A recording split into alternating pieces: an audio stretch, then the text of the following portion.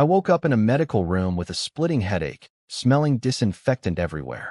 At first, I thought I'd just passed out from overwork at my tech job, 3 nights without sleep. But then I looked at my hands. They weren't mine. I transmigrated into another world. The memories hit me all at once. I'm now Wang Yi, 18 years old, living in a post-apocalyptic version of Earth. 5 years ago, in 2045, a red light appeared in the sky and everything went to hell. 10 giant monsters fell from space, and nothing could kill them, not even nukes. The oceans turned red, animals mutated into monsters, and civilization collapsed. Survivors now live in base cities. I'm a trainee at the Western Evolution Camp, where they train people to become evolvers, superhumans who can fight the monsters. A doctor named Dr. Shu told me I'd been attacked by a mutant creature during outdoor training and nearly died. But I know the truth. The original Wang Yi was beaten and robbed by 4 guys working for a bully named Yu Haitao. They wanted an evolution fruit he'd found. I can't report it.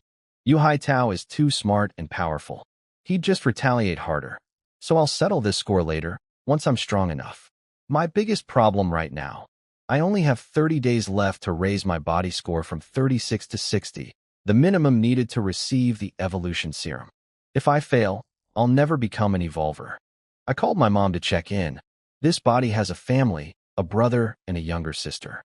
I promised the original Wang Yi I'd take care of them.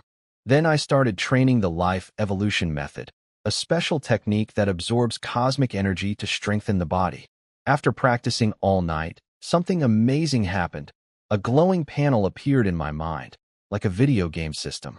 It shows my stats and gives me potential points I can spend to level up my skills instantly. I used 1 point to jump my technique from beginner to proficient, then to skilled level, doubling my training speed. But going higher costs 2 points, and I only had 1. I still don't know how to earn more points, so I need to figure that out fast. I skipped classes, ignored my ex-girlfriend's calls, and focused purely on training. Nothing else matters right now. Meanwhile, Yu Haitao and his lackeys are already planning to come after me again. They want to make sure I never become a threat. It's a race against time. I spent the whole morning wandering around the underground camp trying to figure out how to earn potential points. I hit the gym, did yoga, swung weapons, read books, ate food. Nothing worked. None of it triggered a single point. So I decided to go outside into the wilderness. I put on my combat suit, grabbed a battle knife, and stuffed my pockets with lime powder, pepper spray, and steel nails, just in case Yu Haitao's guys tried something again. Outside the camp was a wasteland. Ruined buildings, burned cars, cracked roads, everything destroyed by the disaster 5 years ago. Other trainees were out here too, hunting in groups. I pushed further out, past where most people dared to go. Then I heard it, footsteps behind me, getting closer fast. A mutant beast, black all over, with bones sticking out of its body like a porcupine. It charged at me with its jaws wide open. My first real fight. I noticed its back legs had a weird pause when it ran. I timed it, dodged sideways, and slashed at its neck. The impact nearly broke my hand. It was like hitting steel. But I kept going, switching to a 2-handed grip, and hacked at its neck over and over until I cut through. Then the system message appeared. Kill confirmed. Potential points, 0.1. That's how it works. Killing monsters earns me points. Simple. Beautiful. The stronger I get, the more I can kill, the more points I earn. A perfect cycle. I set a goal. Earn 1 full point today. I fought all day, got torn up pretty badly, and dragged myself back to the medical room. Dr. Shu patched me up again without much fuss. After eating, I went straight to the training hall. Fighting today showed me my biggest weakness. I had no real weapon skills. Raw strength wasn't enough. I picked up knife training, starting with the basics. 9 moves of elementary blade. I watched tutorial videos, practiced every slash, and thrust. And when the blade hall opened at 6 a.m., I rushed in to get pointers from the instructors before the crowd showed up. I trained all day, asked questions whenever I could, then moved to the open training grounds at night, and kept going until 4 a.m. Finally, it clicked. The system confirmed it. 9 moves of elementary blade, beginner level unlocked. My panel now showed 1.1 potential points. I immediately spent 1 point to level up the blade technique. My mind plunged into that deep training space again. It felt like I practiced for weeks in an instant, hundreds of repetitions at impossible speed. When I came out of it, my understanding of the blade was completely transformed. 9 moves of elementary blade, proficient. After leveling up my blade skills to proficient, I browsed the camp's database and found 18 different advanced blade techniques. 3 caught my eye, but the instructors said to master the basics first. Smart advice. I shut my laptop and crashed, fell asleep the second I hit the bed. 3 hours later, my alarm dragged me up. I pinched myself hard to wake up, splashed cold water on my face, strapped on my knife, and headed back outside. I need potential points. Lots of them. On the way out, I spotted my ex-girlfriend Zhao Xiaoyu with her friend. Her friend was trash-talking me. No money, no house, no talent. Will never become an evolver. Honestly, I don't care. The breakup was fine by me. Being single means I can focus on what matters. I pushed 6 kilometers out before finding my first monster. 1 clean kill, no injuries this time. The proficient level blade technique made a huge difference. No more clanging away like I was hammering metal. By late morning, I'd killed 10 monsters and earned a full point. By noon, 13 kills total, 1.5 points. Every monster gives 0.1 regardless of how strong it is. My combat experience was growing fast too. Then the Red Rain started. Red Rain is dangerous. It carries some kind of mutation energy. If it gets into your blood, you can mutate, lose your mind, and turn into a monster. I threw on my protective raincoat and started heading back. That's when I heard fighting ahead. A student in combat gear, but no raincoat. He turned toward me, and I saw his eyes, blood red, face twisted. Behind him was a female student's mangled body. He'd mutated. He came at me with a sword, screaming. He was faster and stronger than before. Mutation does that. But he'd lost all intelligence. Just animal instinct. I couldn't match his raw power, so I played it smart. I kept backing up, dodging, reading his patterns. When he swung his sword into a wall, and it got stuck, I took my shot. Slashed his side, cut the back of his knees, dropped him, and drove my blade through his heart. I stood there shaking. Not from the wounds. My shoulder got clipped, but from what I'd just done. I'd killed a person. A mutated one, but still a person. I screamed into the rain, bandaged myself up, and ran back to camp. At the medical room, Dr. Shu didn't say anything at first. She just quietly treated my wounds. I wasn't joking around like usual. When she asked if I was okay, I looked at her and said, "Can you just stay with me for a while?" Meanwhile, Yu Haitao and his lackey were making plans. The monthly evaluation is coming up, and anyone scoring below 45 gets kicked out of camp. Yu Haitao decided not to wait. He wants me dead before I leave camp, because it's harder to get to me back in the base city. He said killing me would be like stepping on an ant. He has no idea how much stronger I've gotten. After everything that happened with the mutated student, Dr. Shu helped me recover, both physically and mentally. By morning, I felt completely refreshed. My shoulder wasn't broken, just needed rest, which gave me time to focus on training indoors. I spent 2 potential points to push my life evolution method to great completion. The boost was wild, sharper thinking, better senses, triple the training speed. At this rate, 2 weeks of hard grinding would get me to the 60-point graduation cutoff. I trained 4 straight days on 2 hours of sleep each night. The second monthly evaluation came. Anyone below 45 points gets kicked out permanently. My buddy Lu Yong didn't believe me when I said I'd reached great completion. He thought I was just cramming last minute. Meanwhile, everyone was gossiping about elite class students breaking 100 points. Didn't bother me. I have my own edge. Ran into my ex, Zhao Xiaoyu. I just smiled and nodded. She looked confused and turned away. Lu Yong also mentioned rumors were spreading about Yu Haitao robbing me and putting me in the hospital. I denied everything. Called it all rumors, said we were good friends. Internally, I meant the kind of friends who want each other dead. Then it was my turn to step up for testing. 10 days of non-stop grinding. Time to see the numbers.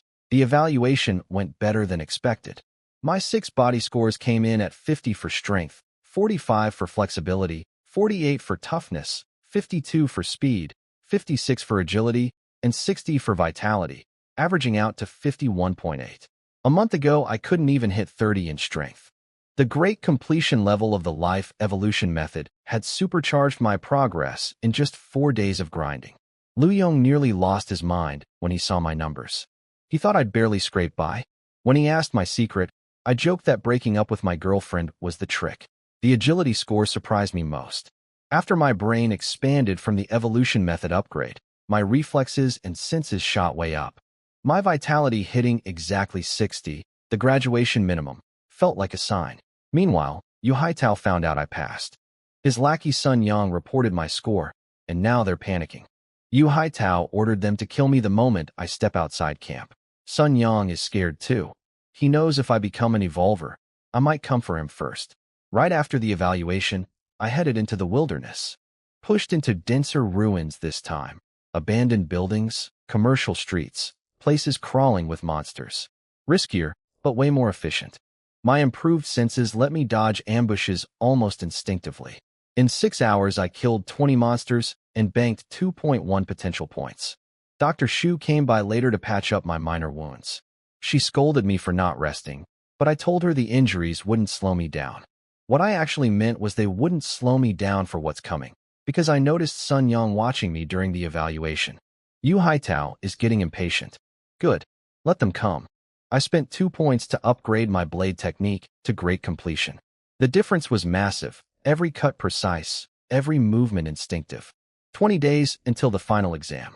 They think they're hunting me, but I'm not the same helpless kid they jumped before. December 1st. The final month of evolution camp began.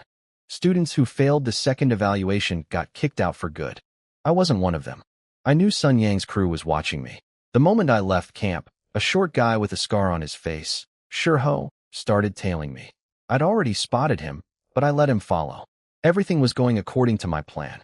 The day before, I'd scouted an old abandoned housing complex called Xingyu Village, 6-story walk-ups, no elevators, tight corridors. I'd cleared out most of the monsters and memorized every room. I chose this place on purpose. When they came for me, I'd have every advantage. They split into 2 pairs. Shurho and the big guy, Yin Zhuofeng, came into my building. Sun Yang and Ding Jinshao stayed outside. Perfect.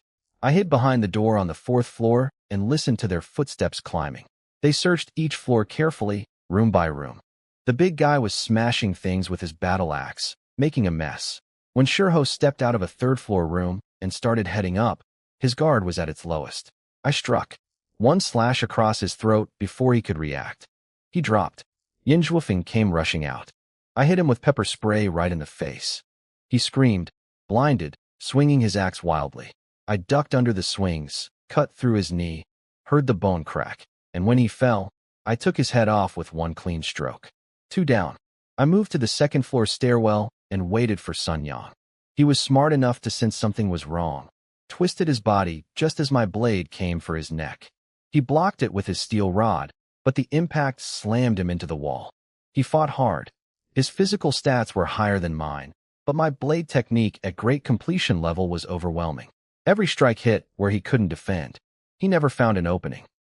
I knocked the rod from his hands and finished him the same way he'd finished the original Wang Yi. Except I didn't leave him breathing. 3 down. 1 left. Ding Jinshao, the cunning one, had run and hidden in another building. If he called the instructors, things would get complicated for me. I grabbed Sun Yang's phone, unlocked it with his fingerprint, and dialed Ding Jinshao's number while sprinting downstairs. It rang. He answered, whispering, Sun Yang, into the phone. No response from my end. He called out again, and heard his own voice echo from right behind him. He turned and saw me standing there, soaked in blood, knife dripping. He collapsed onto the ground, would himself, started begging. Swore he hadn't seen anything, called me, Brother Yi, pleaded for his life. I didn't hesitate. 1 swing. His head rolled across the concrete. All 4 of them, the same 4 who beat the original Wang Yi to death and stole his evolution fruit. Debt settled. After cleaning up the scene, I got out of there fast. Students die in the wilderness every day, for more wouldn't raise any eyebrows. They made the mistake of entering a dangerous abandoned neighborhood full of monsters. That's the official story. Looking back, I got lucky they split up. If all 4 had stuck together, I would have just called the instructors instead. I know my limits, but give me 10 more days, and I could take all 4 head-on without tricks. That evening, I called Yu Haitao from a random number. He immediately asked if I'd killed his guys. I played dumb and said I had no idea what he was talking about. Then I told him we should let bygones be bygones. classmates shouldn't hold grudges.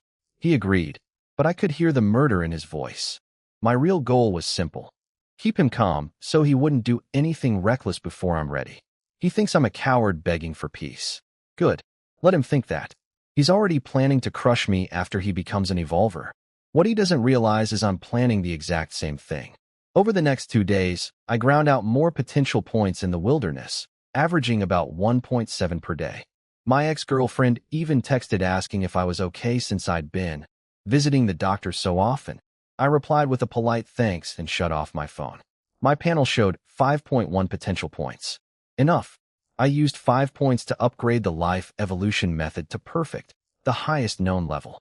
The change was staggering. My senses became razor sharp, my genes actually started shifting, and the cosmic energy I absorbed per session multiplied several times over compared to great completion.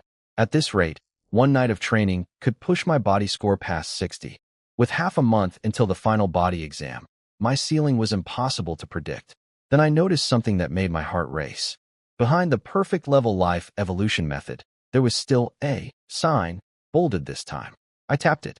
The system asked for 50 potential points to upgrade it beyond perfect. 50. 10 times more than the last level. I couldn't afford it yet, but knowing there's something beyond perfect changed everything. The graduation exam has 3 parts spread across December 18th through 20th, written tests, full body assessment, and combat evaluation. Results determine whether you join the rescue squad, the gene park, or the base defense corps. The evolution serum list drops December 24th, injections on the 27th. All outdoor training ends December 15th, giving me 13 more days to hunt monsters and stack points. 13 days. More than enough. The final countdown reminded me of college entrance exams from my past life. Except here, failing means you'll probably never become an evolver. There are no second chances. 3 days after reaching perfect level on the life evolution method, I spent my accumulated points to push the 9 moves blade technique to perfect as well. My skills now surpassed some of the camp instructors. A one-armed instructor even stopped outside the training hall, stunned by what he saw, though he convinced himself no ordinary class student could actually be at perfect level.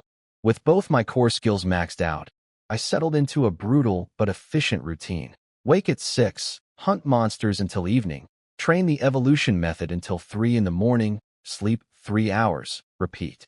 My hunting range expanded from 5 or 6 kilometers out to 9 or 10, nearly reaching the elite class territory. Every day I got stronger, got hurt less, and killed faster. After 10 days of grinding, I hit 15 potential points. My latest kill, slicing a monster clean in half with a single stroke, showed just how far I'd come. No more wrapping the knife to my hand with bandages. Pure strength and control. I spent all 15 points to break the limit on my blade technique. In the consciousness space, I practiced millions of swings, until the 9 basic moves fused together into something new, a unique technique called Fong Yuan. It combines attack and defense into one flowing system. Attack is the square, defense is the circle. Not flashy, but versatile and nearly impossible to break through. My body score had already surpassed Yu Haitao's. He missed his best chance to kill me, and he doesn't even know it yet. On December 15th, outdoor training officially ended. 3 rest days before the final exams. My ex kept texting me, but I didn't reply. Her friend was pushing her toward Yu Haitao, calling him better in every way. Apparently Zhao Xiaoyu's one objection was that he wasn't good-looking enough. Made me laugh. The night before exams, I stayed with Dr. Shu. Called my mom to tell her the big test was tomorrow, promised I'd been taking care of myself. Dr. Shu threatened to tell my mother about all my injuries. I pulled her close and told her I appreciated everything she'd done for me these past weeks. The life evolution method still had that bolded sign, 50 points to upgrade beyond perfect. Whatever that unlocks, it must be extraordinary. But that's a problem for later. Right now, one thing matters: passing the graduation exam and becoming an evolver. Dr. Shu made me breakfast before the first day of exams: wontons, dumplings, and soy milk. She'd also helped me study the night before since I'd skipped almost every class this past month. Having a doctor as a tutor worked out perfectly. The written test covered basics about evolvers, monsters, and survival knowledge. Evolvers split into 2 types: Gene warriors who strengthen their bodies, and espers who develop mental powers. Monsters rank from ferocious to nightmare to hell class. The evolution fruit is the safest evolution substance. I knew this stuff well enough. The afternoon had behavioral and psychological tests, trick questions with no right answers, designed to match your personality to a department. When they asked what I'd do if an evolver slaughtered civilians, I answered, kill him. Lu Yong asked about the romance section. I told him to answer honestly instead of pretending to be some loyal saint. He looked shocked. I told him appreciating beautiful women isn't being shallow, it's being human. Day 2 was the full body examination. The first 2 parts, blood work, gene testing, brain scans, went smoothly. My body was in peak condition. Results for those come in 3 days, but I wasn't worried. The afternoon was the body score test. Lu Yong kept updating me on everyone's results. My ex scored 70.5, third in the class. Yu Haitao hit 81, first place by 5 points. Lu Yong was thrilled about it for some reason. Said he could brag about knowing a future celebrity. I kept my mouth shut. Then it was my turn. Flexibility, 88. The staff looked confused. I thought it was a bit low. Strength came next. Static score was 95, but when they tested my actual movements, it jumped to 105. The limit break technique hadn't just improved my blade skills, it improved how I controlled my entire body. The dynamic scores kept beating the static ones. Speed, 104. Agility, 111. Toughness, 95. Honestly a little disappointing.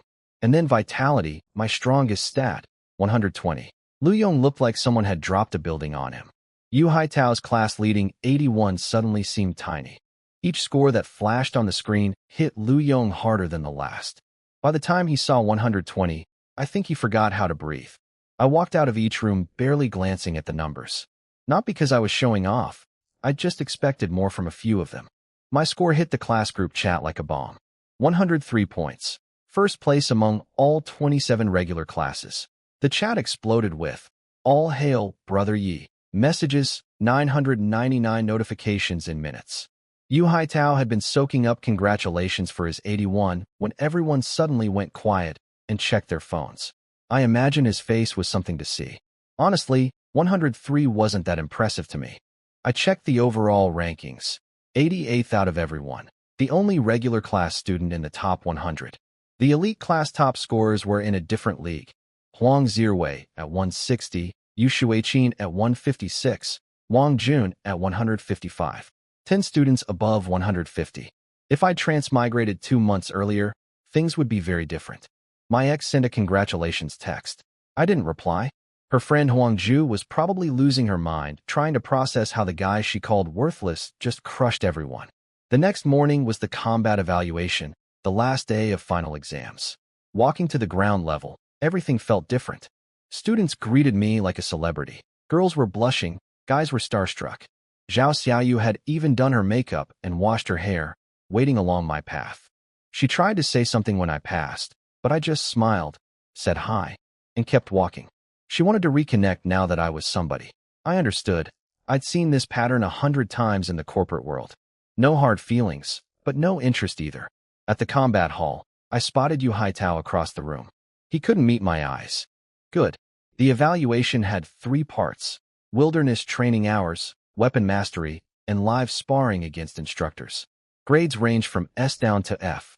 Only A or above qualified you for the elite divisions, the Rescue Squad, Future Center, or Guardian Corps. Yu Haitao went before me. He scored B for training hours, A for weapon mastery, but then completely fell apart during the sparring match. The sword instructor tore him apart, called his technique chaotic, reckless, no finesse. Overall grade, B. That meant the Guardian Corps door was shut. He'd start as a low-level patrol officer at best. My body score yesterday had wrecked his confidence so badly he couldn't fight straight. His hands were shaking when he walked off stage. Then the announcer called my name. Yu Haitao's head snapped up. My turn. The combat evaluation started with wilderness training hours. I got an A. No surprise there. I'd been out hunting monsters almost every day. Next was weapon mastery. Everyone else showed off their fancy sword techniques and advanced blade forms. I walked up and performed the basic 9 moves. Some students looked confused at first. Who brings fundamentals to a final exam? But as I kept going, the room went quiet. The blade instructor's eyes went wide. He couldn't even bring himself to stop me on time. He was too busy watching. When he finally snapped out of it, he called my technique flawless. Perfect level, no question. The grade came in, S. The first S rating in our entire class. Lu Yong screamed, so loud his face turned red. Yu Haitao looked furious. He couldn't understand how basic moves earned a higher score than his advanced sword style. The blade instructor shut him down cold. His blade skills qualify him to teach at this academy. You can't see it because you're too weak. Students were holding back laughter. I wasn't. I covered my mouth but couldn't help it. Then came live sparring. Instead of a regular instructor, the one-armed senior instructor, Officer Xiao, stepped up personally. He drew his blade, and the air changed completely. Years of killing monsters had forged real murderous intent into his every move. He attacked relentlessly with the same basic 9 moves I used, but his combat experience was miles beyond mine. I couldn't counterattack at all, so I activated my limit break technique, Fang Yuan. 9 moves flowing into one endless cycle. Attack becomes defense. Defense feeds back into attack. A perfect circle with no gaps.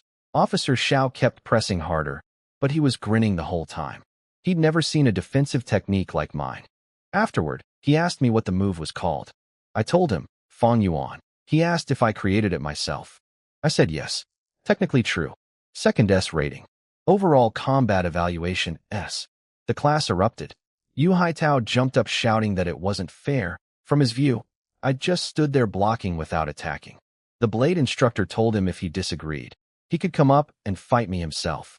Yu Haitao sat back down with the ugliest forced smile I've ever seen. Smart choice, but disappointing. I was hoping he'd take the bait. After the exams, 3 names were on everyone's lips. Huang Zirwei from the elite class with his 160 body score and S combat rating. Yu Shuiqin, the beautiful female prodigy, and me, the regular class nobody who came out of nowhere. I liked being third on that list. During these final days, I started sensing something far away in the sky. Faint, like sunlight from an impossible distance.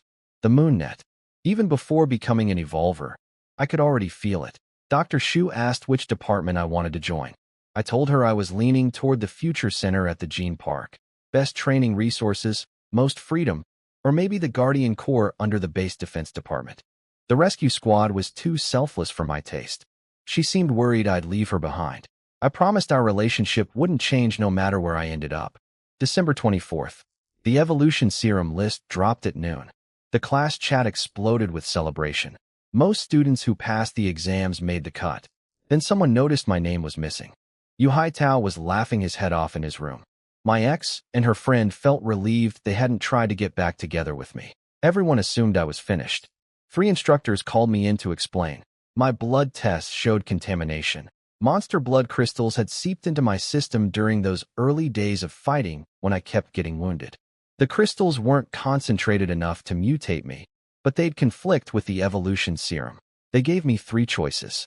First, undergo 3 months of treatment to clean out 90% of the contamination, then take the serum with roughly a 20 to 30% failure rate.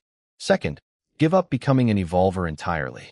Third, Officer Xiao could request an evolution fruit for me, the safest evolution substance, but I'd have to skip treatment and evolve at the same time as everyone else. The odds with the fruit would be 40% success, 30% mutation, 30% death. I picked the third option without hesitating. The instructors tried to talk me into waiting 3 months. I turned them down. 3 months meant Yu Haitao would become an evolver far ahead of me and grow untouchably strong. 3 months in this apocalypse meant anything could happen. Every extra day as an ordinary person was another day I could die for nothing. Officer Xiao smiled and said he'd file the request. He respected the choice. When his generation became evolvers, they'd done it by directly absorbing blood from the Crimson Sea, true 90% death odds. Compared to that, my 40% was generous. Walking out, I felt calm. 40% success? That's practically a coin flip tilted in my favor. I'd already died once. Lightning doesn't strike twice. December 27th, Evolution Day. They played footage of humanity's strongest fighters on a giant screen before we began. Warriors cutting through the sky, splitting buildings with single strikes, freezing massive monsters into ice sculptures. China's #1 fighter, Yao, and the world's third-ranked esper, Shueling, both incredibly young. Both became evolvers the hard way, drinking raw blood seawater back when survival odds were less than 1%. Compared to them, we had it easy with the 5th-generation evolution serum. When I showed up, everyone was confused. My name wasn't on the serum list. I told them the instructors had arranged an evolution fruit for me. The jealousy was instant. Yu Haitao looked sick. Everyone knew he'd stolen the original Wang Ye's fruit, and now the camp itself was giving me one based on pure merit. Yu Haitao went in before me. Half an hour later, it was my turn. The medical pod was cold and sterile. They strapped my arms and legs down, locked my waist in place, and slid me into a sealed machine. A robotic arm placed the evolution fruit in my mouth. It dissolved instantly, and a massive wave of energy flooded my entire body. Then everything went wrong. Red alarms blared. The monster blood crystals still in my system were fighting the evolution energy. My body thrashed against the restraints. Blood seeped from everywhere. The power surging through me was enormous, but had nowhere to go, like a storm trapped inside my veins. I knew what was happening. Evolution failure. The crystals were rejecting the transformation. But dying? Absolutely not. I clenched my teeth until they cracked and held on with everything I had. I thought about every reason I had to survive. My family, becoming an evolver, all the things I hadn't done yet, all the promises I'd made. My willpower burned white-hot inside me, refusing to break. Then something stirred deep in my mind. My system, the glowing panel, appeared as a brilliant jade sphere with the number 6 faintly visible inside it. It exploded with light, releasing a flood of energy that tore open my brain domain and shook my very soul. 2 messages appeared before my eyes. Esper awakening. Initial life, primary starseed life. Evolution successful. Not only had I survived, I'd become something rare. Not just a gene warrior who fights with a strengthened body. I'd awakened as an esper, someone who can channel cosmic energy as a supernatural power. Among beginner-level evolvers, espers are extremely uncommon. My system had saved me at the last second, turning near-certain failure into something beyond what anyone expected. The blood crystals, the 40% odds, none of it mattered in the end. I was an evolver now, and not just any evolver. The red alarm went off during my evolution. Everyone in the medical pod scrambled. Doctors, researchers, even the armored gene warriors standing guard tensed up, ready to kill me if I turned into a monster. But then the lights switched from red to green. The researchers couldn't believe it. My data showed I'd reversed from near mutation to successful evolution. They'd never seen anything like it. When the machine slid me out, the female doctor leaned over to check my eyes. My last conscious thought before passing out was about how impressive her figure was. They operated on me right there, stitching up the damage while a crowd of senior researchers watched. The data confused everyone. My body evolution rate was below 50%, which normally means mutation. But my genes were perfectly intact. They eventually chalked it up to a miracle of human willpower and moved on. None of them figured out the truth. I'd awakened as an esper. My brain readings were high but didn't quite hit their threshold, so they missed it completely. Meanwhile, Yu Haitao heard about my red alarm and was laughing like a maniac, thinking I'd failed. He had no idea. I woke up that night in the hospital, checked my panel, and confirmed everything. Life level, primary starseed. Cultivation system, reserve gene warrior, and awakened esper. My potential points had jumped to 6.6. The evolution itself must have generated some. Deep inside my mind, where a normal esper would have a star core, I found my system's jade sphere instead, pulsing with enormous life energy. Connecting to the moon net was surprisingly easy, like clicking a Wi-Fi link. I entered a virtual world with 3 glowing mirrors, only the first one accessible, the technique zone. Inside, I found evolution methods and combat techniques arranged as crystal spheres. I tried the esper door first. Blocked. Some invisible wall wouldn't let me through. Strange, since I'd clearly awakened as one. I switched to the Gene Warrior section instead. There were 13 evolution methods arranged in tiers. The basic one on top, then 6 intermediate ones matching the 6 body stats: strength, flexibility, speed, agility, toughness, and vitality. The Crimson Sun method glowed brightest for me, matching my strongest stat, vitality. I also browsed the combat techniques and grabbed the Thunder Burst Blade method. With my Limit Break foundation in basic blade work, learning new techniques would be incredibly fast. Everything on the moon net was free. That bothered me. Free is always the most expensive in the end. Something about this whole setup felt orchestrated. The red light disaster, the monsters, humans evolving, then conveniently discovering the moon net. Like an invisible hand arranging everything. I pushed those thoughts aside and started training the Crimson Sun evolution method. 2 grueling hours later, I broke through to beginner level. My body changed immediately, vitality surging, energy overflowing, like a small sun burning inside me. Then I spent 5 potential points to jump straight to proficient level. The boost was massive. Every cell felt alive with power. 5 days to heal, then the newcomer trial begins. My strength was about to skyrocket. While the other students were struggling to connect to the moon net for even 30 minutes before getting dizzy, I'd already spent an entire night training on it. Being an awakened Esper gave me stronger mental focus than regular Gene warriors. I used that advantage to learn the Crimson Sun Blade technique, a 3-move attack set that pairs perfectly with my Crimson Sun evolution method. The first move is fast and clean, the second hits like fire, the third has explosive speed. Combined with my defensive Fong Yuan technique, I now had a complete combat system. The beauty of my situation was clear. Other students needed to grind for weeks practicing techniques in real life after learning them on the moon net. I just needed to reach beginner level through the moon net, then dump potential points to skip straight to higher mastery. Simple, brutal, efficient. Dr. Shu tried to keep me in the hospital for 5 more days. I told her I was healing faster than expected. The Crimson Sun evolution method accelerated recovery. She threatened me with a fruit knife, pouted, and refused to let me leave. I handed her my new Evolver apartment key card and told her she could come check on me every night. That calmed her down mostly. I visited the head instructor to review my evolution data. Watching the footage confirmed everything. My evolution had technically failed. The blood crystals triggered a mutation response. But my system's Jade Sphere activated at the critical moment, forcing an Esper awakening that saved my life.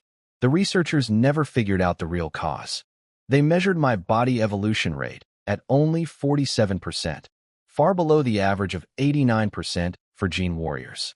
What they didn't know was the real number was even lower, probably under 20%, because they'd used my exam score as the baseline instead of accounting for my continued training between the exam and evolution day.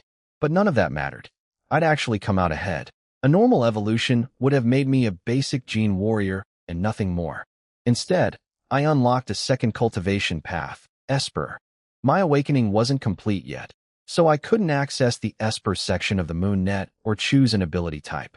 But the words, Esper Awakening, were on my panel now. For someone with my system, getting from awakened to fully realized was just a matter of earning enough potential points.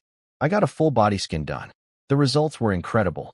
Strength 216, flexibility 188, speed 231, agility 245, toughness 197, vitality 303. Overall score 230. Just 20 points short of becoming a first-order Gene warrior. The Crimson Sun evolution method at proficient level had catapulted my stats, especially vitality.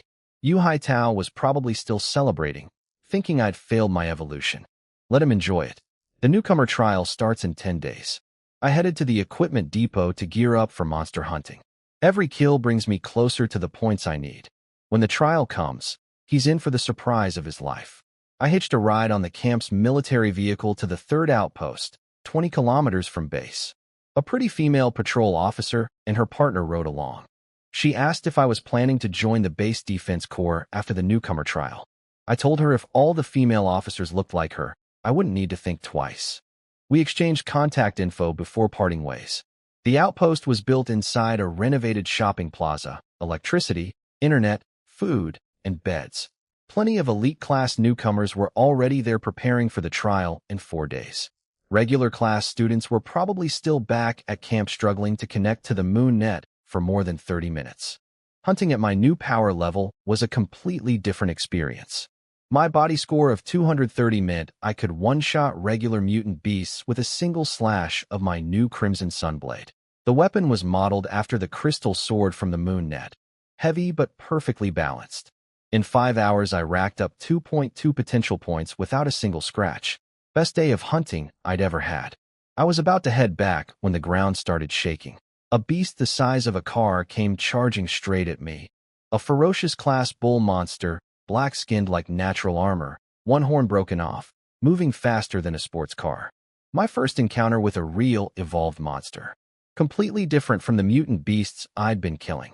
This thing had maintained its original form, but grown massive through natural evolution. Running wasn't an option. Open terrain, nothing to hide behind, and it was way faster than me. I gripped my blade and stood my ground. It slammed into me like a truck. Even with Feng Yuan deflecting the impact, my arms went numb and my insides churned. The raw power was terrifying, but I noticed something, a deep wound on its right side, probably from a spear. Blood was leaking out with every movement. I targeted that weakness, switched from defense to attack, dragged my blade across the open wound, and tore it wider. The bull went berserk, but stumbled. When it tried to flee, I chased it down with the Crimson Sunblade technique. First move, Rising Sun. Poured all my vitality into the strike and slammed it to the ground. Then I didn't stop. One slash after another, like butchering livestock, until the thing finally stopped moving. The system notification made my heart pound. Killing a first-order bull monster gave me 1.5 potential points in one shot, 15 times what a regular mutant beast was worth. My total jumped from 3.8 to 5.3 for days until the newcomer trial. At this rate, I'd be ready for anything. That ferocious class bull monster nearly wrecked my hands. Both arms were completely numb after the fight, but 1.5 potential points in one kill? Absolutely worth it. I pressed my field watch to signal the collection team. No way I'm carrying a 1,000-pound carcass myself. A guy showed up moments later. Turns out he was the one who'd wounded the bull in the first place. Huang Zirwei, the #1 ranked student from Elite Class 1. Handsome, rich, arrived in a private armored SUV with his own driver and personal doctor. He handed me a top-tier healing potion like it was candy. When I hinted I might also be poisoned, he gave me a rare universal antidote too. Later, Dr. Shu told me each of those was worth over 10,000 yuan, and the healing one wasn't even available for purchase. Yet, should have asked for more. Despite being ridiculously wealthy, Huang Zirwei was genuinely likable, humble, easy to talk to, generous without showing off. He offered me a ride back to camp, and we chatted the whole way. We exchanged contact info before splitting up. Having connections with someone like him couldn't hurt. Back at my new Evolver apartment, 50 square meters with a dedicated training room and floor-to-ceiling windows, Dr. Shu was already waiting. She nearly cried when she saw my injuries. Mostly surface wounds, nothing serious. She patched me up and begged me to rest for at least one day. I told her I didn't want to rest for even a second. The Crimson Sun evolution method had certain side effects that required immediate attention. Afterward, I went to the training room and ran through the Crimson Sun blade technique. Against that bull monster, my attack power had been barely enough. My defensive Feng Yuan technique carried the fight. Without it, I would have been in real trouble. The blade technique itself wasn't the problem. My mastery was just too low. I spent 5 potential points to upgrade the Crimson Sun blade technique to proficient level. In the consciousness space, I practiced over 100,000 repetitions of the first move alone. When I came back, every strike was faster, sharper, and hit over 50% harder than before. 3 days until the newcomer trial. Yu Haitao still thinks I failed my evolution. He has no idea what's coming. New Year's Day. A fresh batch of trainees entered the camp while I headed to the 3rd outpost, as usual. Ran into Huang Zirwei again.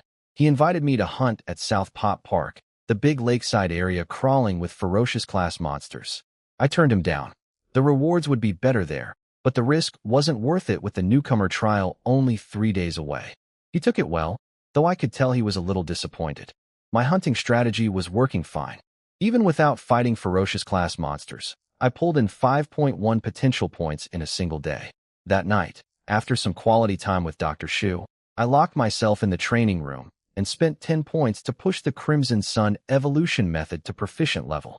The transformation was immediate, muscles tightened, Skin got tougher. I even grew a centimeter taller. My vitality exploded like a furnace. I officially broke through to First Order Gene Warrior, body score at around 290. Then the side effects kicked in again. All that vitality energy had to go somewhere. Dr. Shu didn't get much sleep. The next day brought a nasty surprise. Killing regular mutant beasts now only gave me 0.05 points instead of 0.1. My rank had gone up, so weaker kills were worth less. I pushed deeper north to find ferocious class monsters instead. Killed 2 in one day. A dog-type beast went down much easier than that bull from before. Each ferocious kill gave exactly 1 point. I figured out the pattern. Kill below your rank, half points. Same rank, standard points. Above your rank, 50% bonus. Over the next 2 days, my efficiency kept climbing. Averaging 6 potential points daily, hunting ferocious class monsters with decreasing risk of injury. The night before the trial, I spent 10 points upgrading the Crimson Sun Blade technique to proficient. The second move, Dawn Light, clicked completely. Pure destructive power, probably the strongest of the 3 moves. That bull monster from my first ferocious fight? 3 strikes would finish it now. Meanwhile, Yu Haitao was making his own preparations. He'd trained his evolution method to proficient in 7 days, reached a body score of 255, and gotten a fancy combat suit from his older brother. He'd pulled my medical records showing a body evolution rate of only 47% and a score of 151. He figured even with a week of training, I'd be around 200 at best. In his mind, he had me completely outmatched in body strength, equipment, and sword technique. He was planning to kill me during the trial tomorrow. What he didn't know was that my body score had already passed 290.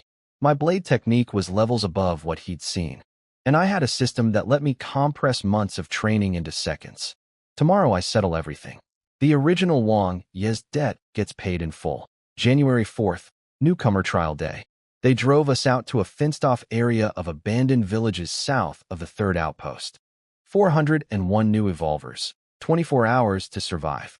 The head instructor's only requirement, come back alive. But ranking mattered too. The top performers would get picked by the best departments, and the prizes were incredible. First place gets custom-built equipment, second gets a weapon worth up to 1,000,000 yuan, and third gets 300,000 in cash. I like third best. Simple and practical. I teamed up with Lu Yong on purpose. Not because I needed help. His tall frame just made a good distraction. The real reason was to fool Yu Haitao. If I went solo, he'd get suspicious and keep his distance. By pairing with someone weak, I looked like a guy just trying to survive. Yu Haitao saw exactly what I wanted him to see. He relaxed, convinced my evolution had truly failed. While the elite students charged toward the mountains to hunt ferocious class monsters for ranking points, I took Lu Yong through the abandoned farmhouses instead. Nobody else bothered with these. They were full of regular mutant beasts, worth only 0.05 points each. But there were dozens crammed into every building after half a month without any hunters passing through. I went house to house, slaughtering everything inside. Lu Yong just stood behind me with his jaw hanging open. One farmhouse alone netted me 0.45 points. In 2.5 hours, I'd crossed 10 potential points. By early afternoon, less than 7 hours into the trial, I hit 20. I stopped in an empty courtyard, activated my panel, and dumped all 20 points into the Crimson Sun evolution method, pushing it from proficient to great completion. My body transformed on the spot. Vitality surged, muscles hardened, senses sharpened. My Gene Warrior percentage jumped from 28% to 56%, body score approaching 400. Among all 401 participants, I was now near the very top in raw physical ability. The elite students who'd trained with personal mentors, supplements, and expensive gear for 6 months, I was catching up to them in weeks. And I was just getting started. The real hunt begins tonight. Everything went according to plan. After spending the whole day clearing farmhouses with Lu Yong, I sent him away before dark. Told him to go hide by the perimeter wall where the guards were stationed. He's not a fighter, and the night was about to get ugly. He didn't argue. Yu Haitao had been watching me through his spies all day. 12 hours of me casually killing weak monsters alongside a tall, useless teammate. Exactly the image I wanted him to see. A guy with a failed evolution just trying to survive. He was completely fooled. In his mind, My body score was around 200 at best. His was 255. He had better gear, and he'd been waiting all day for darkness to make his move. The moment night fell, chaos erupted across the trial grounds. Ferocious class monsters poured out of the mountains. Perfect cover. I knew someone was tailing me. One of you Hightail's people, sloppy about it too, clearly never watched a spy movie. When I ducked through a farmhouse and out the other side, he lost me immediately. I needed to draw them back, so I picked a fight with some mutant beasts on purpose. Combat noise travels far at night. It worked. Yu Haitao came running along the top of a stone wall, sword in hand, eyes burning with killing intent. He spotted me fighting and crept behind a wall, planning to strike the moment I finished off the beast and let my guard down. I'd already seen him. I swung my blade wide on purpose, a deliberate miss. The mutant beast stumbled forward and crashed straight into his hiding spot, smashing through the stone wall. Before he could recover, I was already on him.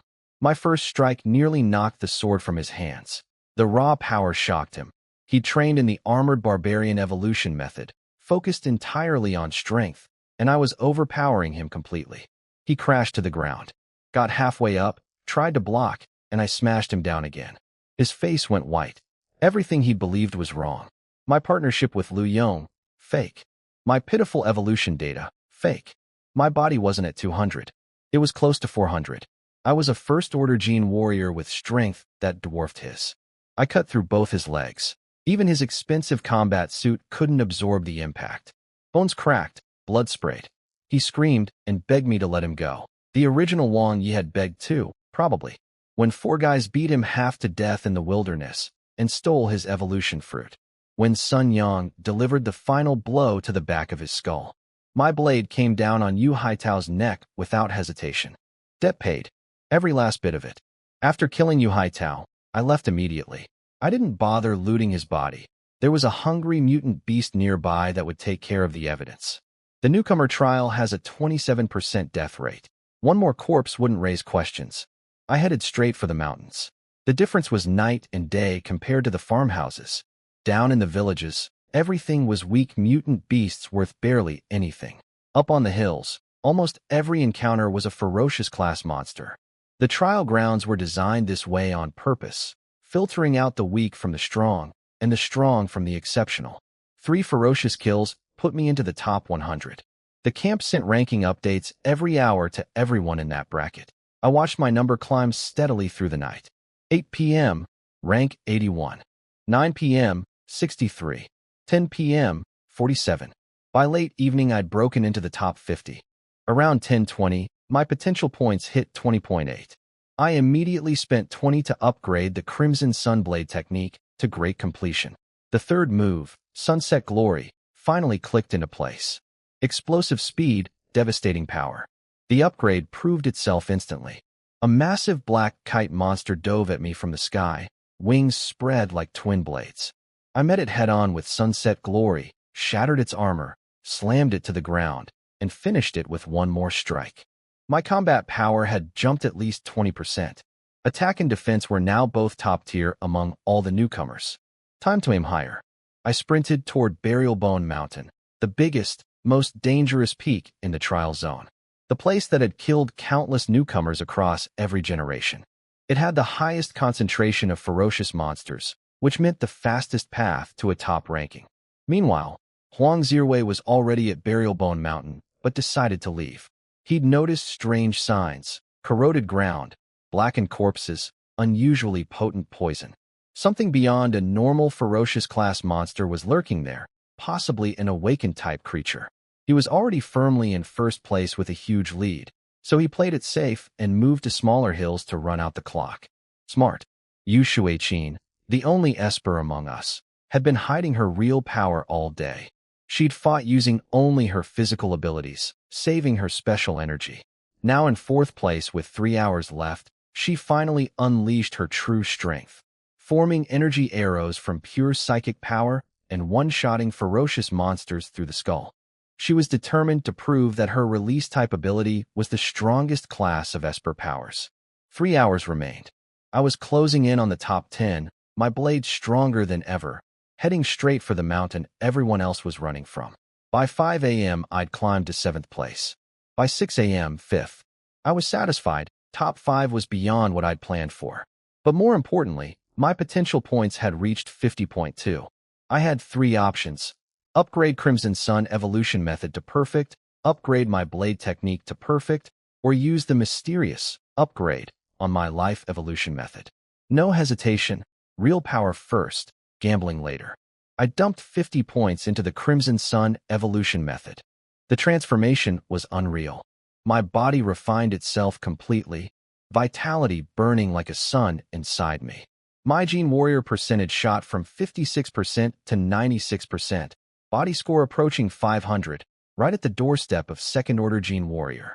Everything sharpened: strength, speed, agility, senses. With 30 minutes left in the trial, I heard fighting nearby. Went to investigate, expecting easy money from one last ferocious monster. What I found was way more interesting. Yu Shueqin, the only Esper among all 401 newcomers, was getting destroyed by an awakened-type silver ring snake spirit. Not a normal ferocious monster.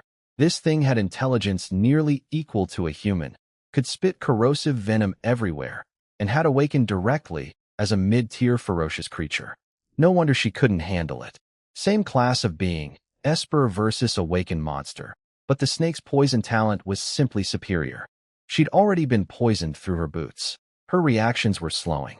She saw me watching but refused to ask for help. Stubborn. I couldn't just walk away. I shouted at her to shield me from the venom and charged in. She wrapped me in an energy barrier without hesitation. Her control was incredible, even half-poisoned. I needed to end this fast before she collapsed. First move. Rising Sunday blinding speed, caught the snake mid-spit, sent it flying. Somehow it didn't break apart.